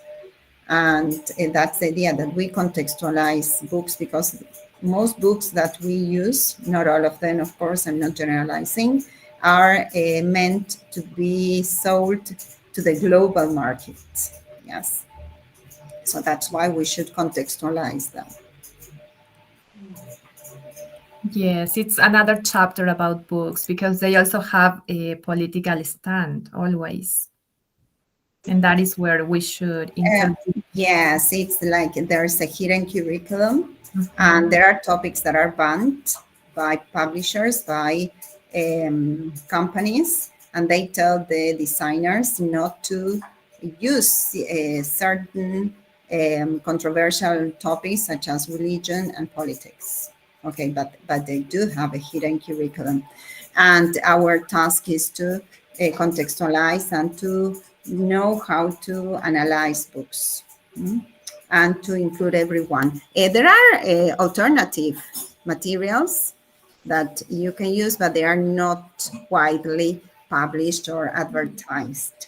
Yes, that's one of my favorite topics that I develop sometimes in my classes or in some courses or seminars or workshops that I delivered. Yes, and when we want to work with stories, how hard it is to find a story that connects with our students' lives. Sometimes they are all fantasy or too different. Yes, that's a topic for another course. Yes, material. Yes, we are thinking about different courses. Yeah.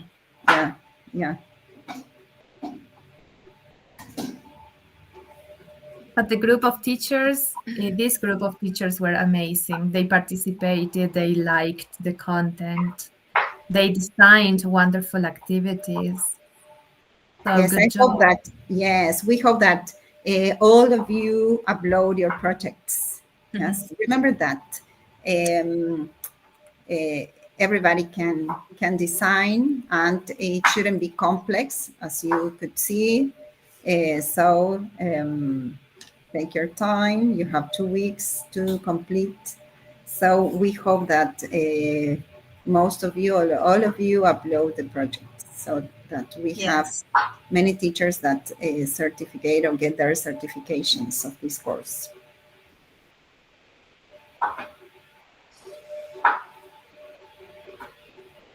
Okay, so it's 12:05. We will be leaving here, and we will leave a couple of minutes more the attendance form, but then we will close it, and you will